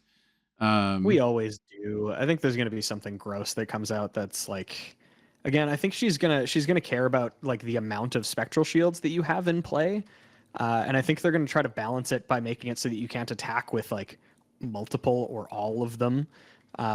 So they might make it easier for you to make them because it's harder to use them for damage and they're just used for prevention. Yeah. So I don't know. I think we're going to see something like what's that card called? Spectral Procession. So it counts the Spectral Shields that you have, and then just does it in one block rather than just 1/1/1/1 sort of thing. Yeah, it's Spectral Procession's attack is equal to the number of Spectral Shields you control, and it's a 0 cost attack that blocks for 3. Fine, that's good. Seems great. Yeah. Yeah, man. I'm so stoked for this set. Like, yeah, I think this set's gonna be crazy. This is exactly what I needed for Flesh and Blood to like really like get the blood pumping again, because after like the last 3 sets I've just been kind of like, yeah, I like Flesh and Blood, yeah, they're fine, but like I don't need like 4 cases of heavy hitters. Like I'm not gonna build any of the deck, maybe Kasai, but I'm just like, yeah. But this is like, dude, I love all this stuff, and this is also one of the sets where it's just like I love it so much that I kind of just want to probably have a case just sitting around that I could do like draft or sealed or make a video with or something. Like I literally have that for Outsiders on my table here. I have a sealed box of Outsiders that I'm just like, rainy day I can crack that open and do something with it. And this is gonna be like that. Like I just want to keep some.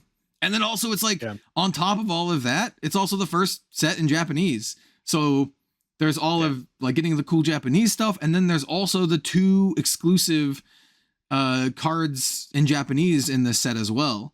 I'm not sure if we talked about that before, but apparently there are 2 exclusive cards to this set that are only in the Japanese print. We have no idea what they are. We just know that there's 2. Probably going to be some sort of alt art reprint. I think the spiciest guess would be like a Mysterian themed Japanese like spring tunic. That would be the hottest shit of all time. But like imagine a Japanese alt art spring tunic. Whew.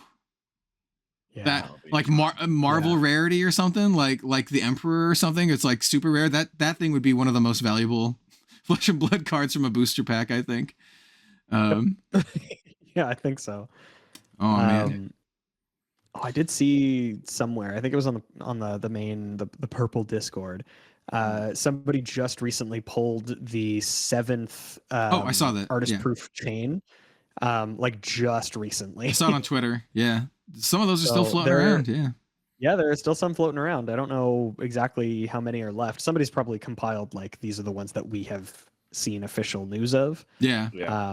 But then of course there's going to be ones that people who aren't on social media probably, or like they just play for fun and they just opened it at home and they're like, oh, this looks cool. I'm sure there's some like wealthy like collectors that aren't like Saint who make YouTube channels that just buy a crap load of product and don't post it everywhere. They might have some. I'm sure there's a few of those that exist, because I know like just from other things and people who have bought stuff from me, not Flesh and Blood, but other card games.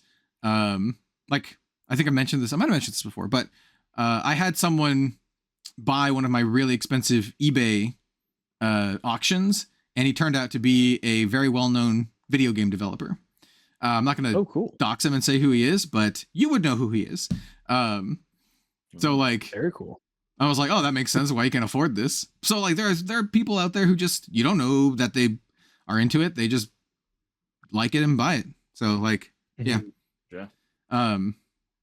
The set's sweet, man. Well, something that stuck with me is obviously all of these cards are absolutely sick. But then when we were just searching Tigers, what you said there, Bill, about Tiger Eye Reflex, Ambush being, while this is in your arsenal, you may defend of it. That could even be another thing that you could see in here as well. I mean, it's pure speculation, but that just really fits with what's going on, especially if it's a blue card that you play. It feels which allows you to do things defensively. Yeah, that feels very ninja or assassin-y. Like even in the little blurb, they were like they mentioned like the snake hiding in the water or whatever, which made me think of stealth, but the ambush mechanic also makes a lot of sense with that. Yeah. I mean the fang strike that New makes could even be something like this, like an ambush card or whatever. But it could be. It's really interesting mechanic to bring up, because obviously it creates tigers as well. So that's another cool thing to speculate on in the meantime while we're waiting for new cards to come out. I mean, could be even something as simple as like the same type of card, but it's an assassin card and it makes a fang or whatever instead of a tiger. Yeah, exactly. Yeah. Interesting. I cannot wait to see more of this set. No idea what they're doing with spoiler season. I have not gotten any emails or anything, and as far as I know, no one that I know that we normally talk has gotten one yet. I think they're just doing this kind of like preliminary Japanese thing, which makes a lot of sense, which once again I think is very cool. Sure. But man, I want to see more. And the fact that Ian was like, Kel, you're gonna love the art in this set, and I'm like, I probably will. And now that I'm starting to see it, I'm like, I love it so much. So like, Ian's seen some stuff. I can't wait, man.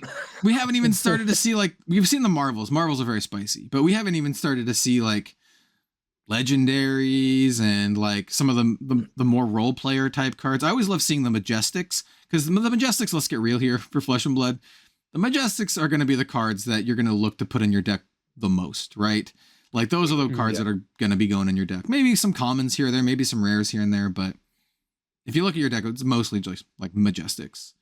And so I can't wait to start to see some of the Majestics, man. Yeah. That'd be good. I'm looking forward to it.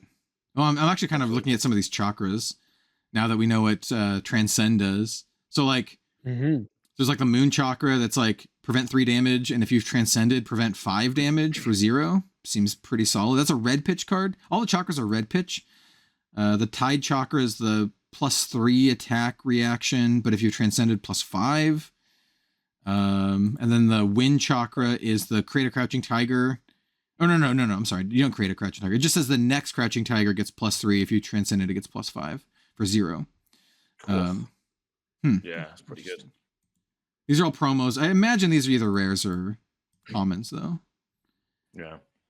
Blue Sky is another one that just says it gets +1 defense for each blue card you've pitched this turn. I'm pretty sure the Transcended cards count as blue cards because they do have that blue pitch strip, right? Like they have the chi symbols, but they also have the blue pitch strip. So I assume they count as blue. Yeah, I think they should still count as blue cards. But like you pitch them and you don't play them though. Yeah. But the big blue sky cares about blue cards you've pitched. And then the wild blue yonder is the other one. This is the attack 0 cost attack reaction. Target attack is +1 for each blue card you've pitched this turn. Interesting. That makes all these make a lot of sense with the Transcend mechanic, right? Because then you do the thing, you get the card back, and then you could pitch it, and so it like synergizes with these, like better than I would have thought. I think as you're right. Go ahead. What was that? I was gonna say I think you're right. I think or maybe Bill. Either of you, whoever said this, I think the Transcend mechanic is like way better than anyone thought it would be. Anticipated, yeah, 100%. Yeah, I think the cards with Transcend look pretty medium, all things considered. But I think with them transcending and flipping back into your hand as resource, I think is going to be insanely powerful. I think it's one of those very it's very flesh and bloody to me. It's like you look at the card at the base level and you're like, yeah, this looks fine. But then when you look at it in the context of how the decks work and how everything synergizes, it's like very, very good. It's why like Sigil of Solace is good, right? When you look at it, you're just like, whatever, you just gain 3 life. But it's a big deal. There's reasons as to why it is good. And it has to do a lot with like just tricking your opponent, I think is the easiest way to say like why Sigil of Solace is really good. It can make your opponent overcommit into something, and then you get a couple of percentage points back from that, and you can swing the tempo in your favor just by gaining 3 life because it's an instant. Yeah. Like if it wasn't an instant, it's a different story altogether. I think it's a really big, there's a couple of really big level up moments in like any Flesh and Blood players. Like I don't want to use the word career, but in their like, time being a Flesh and Blood player. And I think one of the big ones is when you realize that Sigil of Solace is good, and when you realize like why Tunic is good. Because when you first look at those cards, if you played other games like Magic, you look at Sigil of Solace and you're like, Healing Salve is unplayable. Why would I play this crap? Yep. Like, but in Flesh and Blood, it's like very good. And then same with Tunic. You're like, why do I care about one resource every 3 turns? That's like, that feels like nothing. Like in Magic, imagine like you get 1 mana every 3 turns, like 1 extra mana. That would be not great in Magic. But in Flesh and Blood, it's very good because it's a game of like Bill said, it's like incremental advantage. And then you can use those incremental advantage to get a lot of like tempo and your mana base or resource base is your hand at that precise moment in time. It's not built up over the course of a game, is it? So that one resource. I know this is probably bread and butter, Flesh and Blood, but it's just good to touch on every now and again. So but I think it's important to say as well because again, like the fact that these cards are blue pitches that have even just tiny like extra effects, like incidental effects. I think that's still pretty big because it's not just a blue. It's a blue that allows you to play your cards that cost however much that also do something else. And that also make a Spectral Shield that has an additional +1 attack or tutors for a freaking combo card or lets you play your opponent's blue cards. Like, lets you play your Guardian opponent's entire deck, basically. Oh, dude, I can't understate how much I love New. Like Guardian has been one of the classes that I don't want to say it's like rubbed me the wrong way. I like Guardian. I actually like playing Bravo, but like traditionally it's been one of the most annoying classes to play against, other than like, you know, OG Prism and, you know, but like it's just like block, block, block, block, hammer, and it's just like being able to just steal their blue stuff and just punch them back in the face with it sounds so like satisfying. Yeah. Historically as well, you know, Guardians have been the class that have just crapped on everybody else because of their inherently ridiculously good blues, right? Yeah. So the fact that, you know, this set is all blue and you've got a hero that can steal other people's blues is just hilarious. That this is the blue set. So yeah, it's gonna be fun to see how that works into Guardian. I also kind of think this is pure speculation, but I really do think the next set after Part the Mistveil is going to be either a follow-up to Part the Mistveil, like you know how sometimes you get like a Tales of Aria and then an Everfest, and then or you get like a you know, Uprising into a Dynasty. There might be a second mysterious set. I'm not sure, because it really feels like there's a lot to explore here. But I also have a feeling that it could be that all arcane set that James has said will happen at some point. And if it is an all arcane set, I think this set, caring a lot about blues and like new in particular, like eating blues, feels like a preemptive like counter to Kano BS, right? Like I'm gonna eat your stupid arcane stuff and shoot you back in the face with it. So because you could realistically, like the way that Kano plays, if they've blocked with a bunch of stuff over the course of the game, then you get them down to, you know, 2 or something like that, and then it's like, okay, well, I'm going to attack you now for lethal, and then they're like, okay, well, I'm going to try to go off. You can be like, in response, activate new, kill you. Like here's the thing with new and Kano. So her first effect says your attacks with stealth get, when this chain link resolves, banish all action cards defending this. So every time they block with an action card and you attack with a stealth, it immediately gets banished anyway. And those can just like stack up over the course of the game because they have to block your stuff. I mean, you can obviously be like, oh, they choose not to block with the blue cards or whatever, but it's eventually going to happen.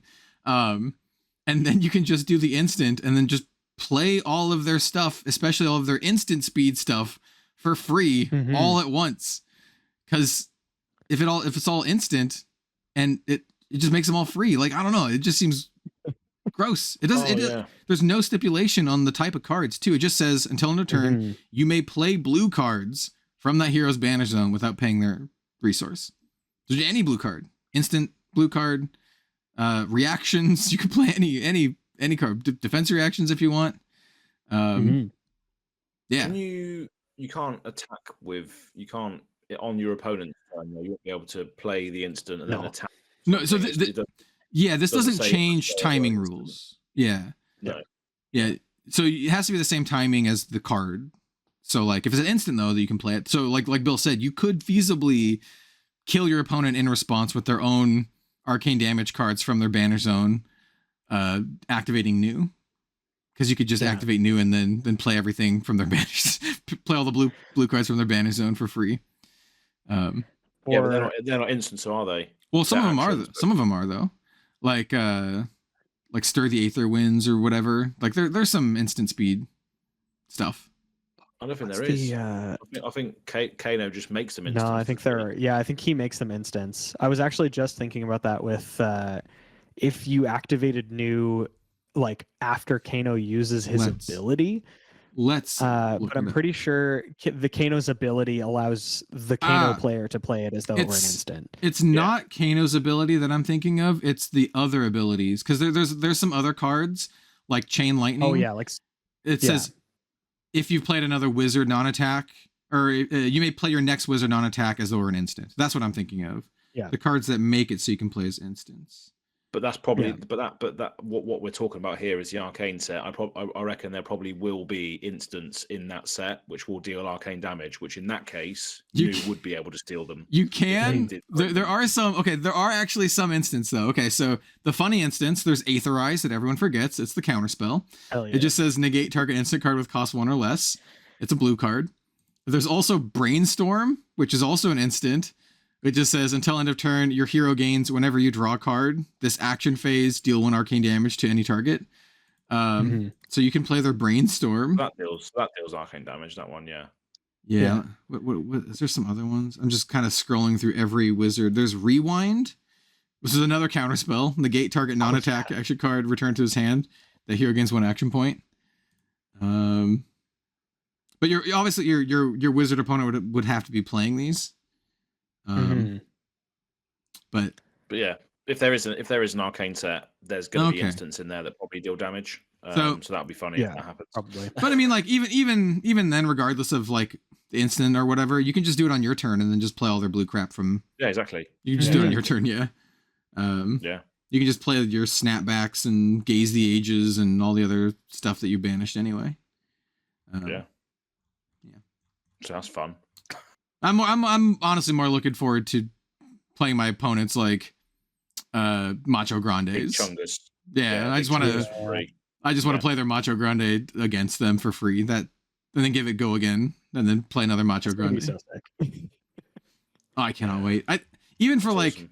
Other formats too, like UPF. I think new is super cool because of that. So you can like pick and choose who you want to try to like, steal from. Yeah. Very cool. Cool stuff all around, really. Looking forward to it. We're only dipping our toes in the water with these cards. There's going to be a lot more, including maybe ones that we do as well. We don't know yet, but we're scratching the surface of Mist Veils. Yeah, I can't wait, man. Like, I'm so excited to be able to go to the world premiere event. It's going to be super cool. All the commemorative stuff as well. Dude, I've seen a lot of people sell that stuff already for like tons and tons. Like, someone sold the Fabled package for $600. The one that comes with like the playmat and all of the alt art of the fancy cards, the sacred arts. So, jeez, yeah, I'll there's probably a decent chance, since this trip is gonna, be a little bit taxing on my wallet. I plan on selling some stuff for the next couple days anyway, but depending on things, we might sell some extra stuff. So shout out to people who follow me. I usually post that stuff in my Discord first. But yeah. Anyway, sick stuff. We've talked about this for like an hour and a half already. Perfect. Probably a good point to kind of like start to wrap it up for this week.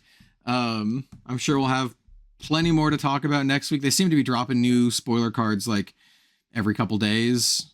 So I'm sure there's going to be a lot more to talk about next week. Yeah. Part the Mistfield. Dude. I'm in. Looking good so far. Definitely. The biggest challenge for me is sourcing Japanese cases. Hopefully people don't mark them up. Got to try to find some good sellers. I'm not sure how available they're going to be outside of Japan. So, yeah. I hope that they will be available personally. Personally and selfishly. So like, I buy a lot of stuff from Japan. Most recently there's a website called Surugaya,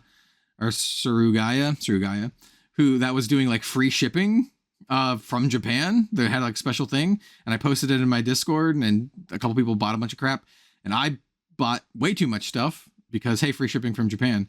And they sell like really obscure stuff. So like I buy a lot from Japan, but shipping can be real rough. And if you're buying like cases of Flesh and Blood, that stuff's not light. So shipping is going to be like probably as much as the case, like hundreds of dollars, probably, depending on how many cases you get. Yeah. Well, Fun times. Thank you all so much. Do we have any Arsenal stuff that we want to talk about before we close it out, gentlemen?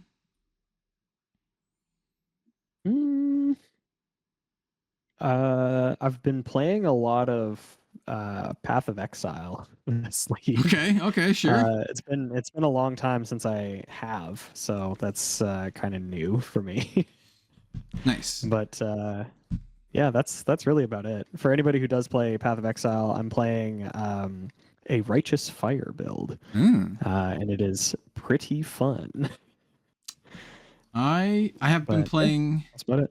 I have two things I can mention really quickly that I won't go super in depth on. One, I've been playing a lot of Dragon's Dogma 2. I'm in the end game. I'm not gonna go any further than that, but I'm at the end game currently, and it's great. I love it. Just ignore all the microtransaction stuff. Honestly, it's just noise. The game itself is like really, really good. I really love the game. And then I played the demo for Stellar Blade, which is the hot lady game that you may have seen throughout the internet. Once again, don't buy into the discourse. The game itself is really fun. If you like, third-person action games like Nier Automata or whatever, it's like that. It's fun. It's actually kind of hard. The demo is actually like kind of challenging. There's like a little extra boss you can play after you beat it, and it killed me like twice. And for like to put that into perspective, people talk about Elden Ring difficulty and like Millennia or whatever. I beat Millennia on like my second or third try. So the fact that this boss killed me like a couple times, it is pretty hard. It really, really makes you have to like block and parry and dodge and stuff. And then the other thing is I've been watching some anime recently because one of my friends and a content creator, Ignitius, has been he's been watching the Cardfight Vanguard Divine Z series and tweeting about it, and I've just been like, looking at his tweets and stuff, and I was like, all right, there's a couple that I kind of want to watch, and I tried to watch the first Shadowverse anime series, and I did not like it. This was like a year or so ago, but I've kept hearing that the second it's not really a season, but the second run, which is like 75 episodes, Shadowverse Flame, is good. So I just started with Shadowverse Flame, and I'm like 20-ish episodes in, and it's not bad. It's very like Yu-Gi-Oh-esque though, in terms of like they make a big deal out of the card fight, out of the battles, but they're actually playing Shadowverse. Like, I know what the cards are, and the cards do what they do, and it's like, it's pretty cool to see, like, when they play a card that I really like, I'm like, oh, it's cool, and the animation's good. Like, they play Forte, and I'm like, oh, that's cool. But I also think it's really funny when they get hit for, like, 10 damage, they literally fly, like, 30 feet into the air, and they're like, oh, like, anime style. Or after they do a big play, where they do, like, a big combo, they're, like, exhausted, they're like, and I'm just like, this is ridiculous, but it's enjoyable. Over the top. If I was like, I used to watch Yu-Gi-Oh when I was a kid, and I think this is better than Yu-Gi-Oh, because Yu-Gi-Oh is just old, and it's kind of like one of the first of its kind. So, and the story is a little bit more interesting, but yeah, the Shadowverse Flame, it's all right. All right, I give it like a 7 or 8 out of 10. I'm like 20 episodes in. There's like 75 episodes. Enjoyable, but silly, as you would expect. It's meant for like kids, so Yeah. Awesome. So that's cool. That's what I got going on outside of card games. Nice. Fantastic. And how about you, Az? Not much really. I'm trying to. I've set myself a goal of trying to read one book per month, which is more more like self-help books, like stuff that like got something within reach. One of them is called The Rules of Thinking. So it's just like a book that just goes through different thought processes and stuff. So just trying to read one book per month, keep my mind engaged, and Nice. just that's the little goal that I'm doing at the moment. But apart from that, I have tried playing Dragon's Dogma. I haven't had too much time recently, but I went down into a watery cave and then just got owned by a bunch of saurians, lizard things that have like plague on them. I can't remember what they're called. There's like poison. There's like poison ones. Yeah. Yeah, I was way too low level. They just rinsed me, and then I died, and so I haven't picked. One of the things I love about Dragon's Dogma is it does not hold your hand or tell you or baby you or anything. It's just like, have at it. It's kind of like Dark Souls in that regard.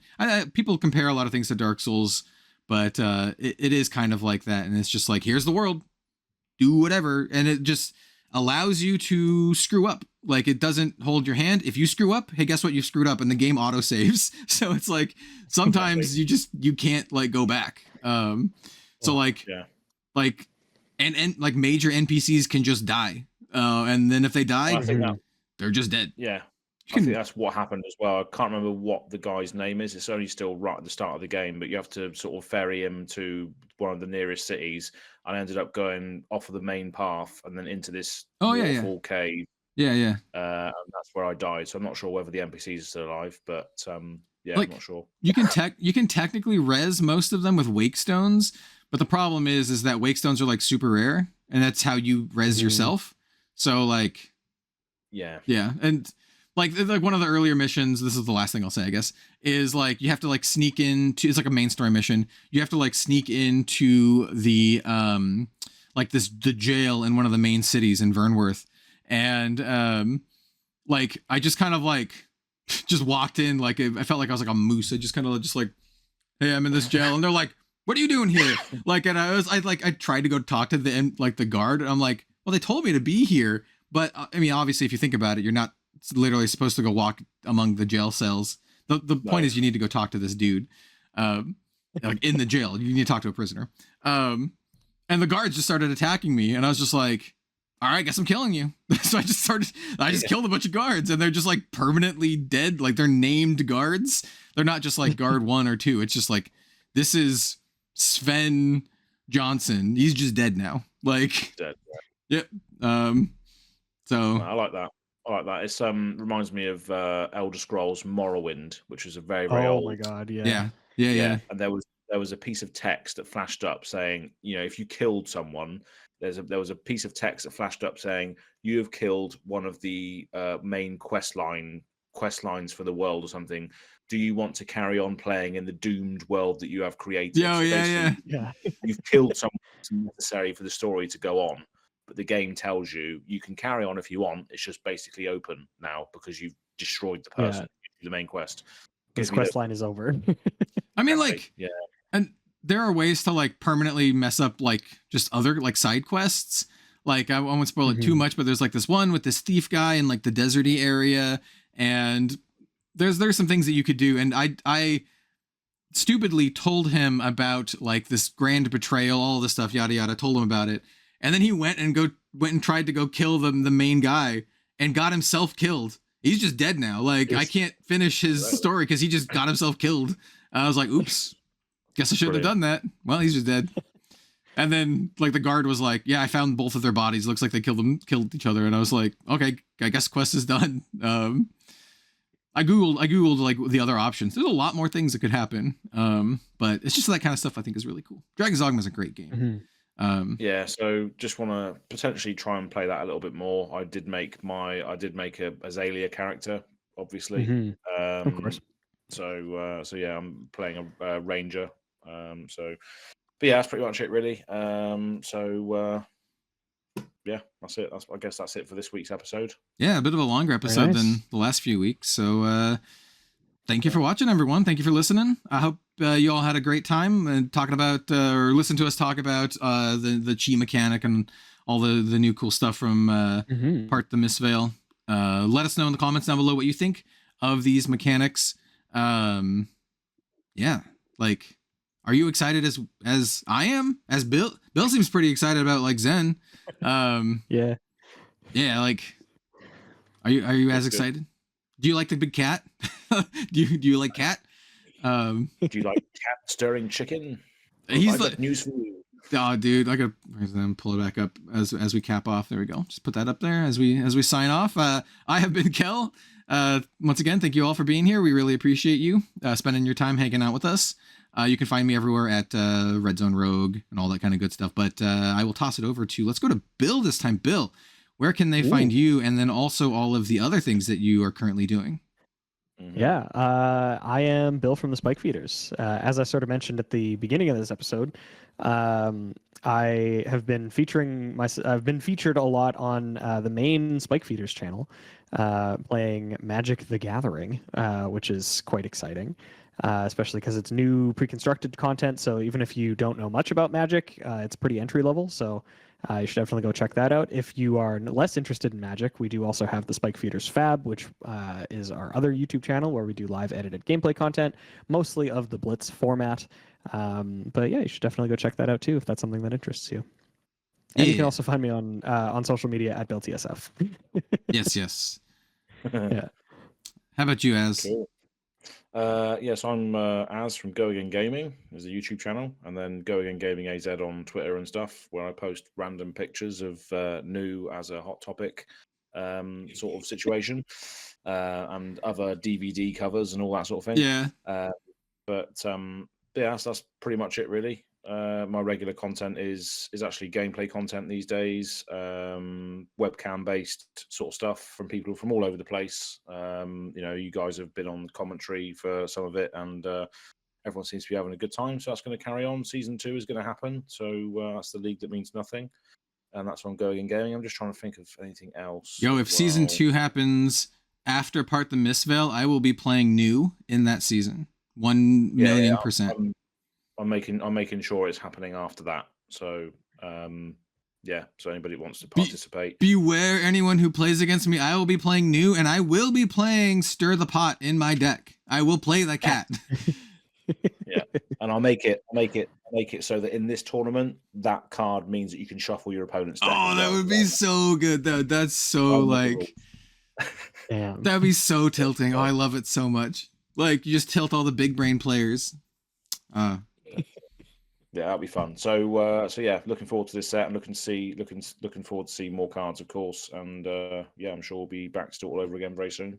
Yep, same time, same LLP time, same LLP place.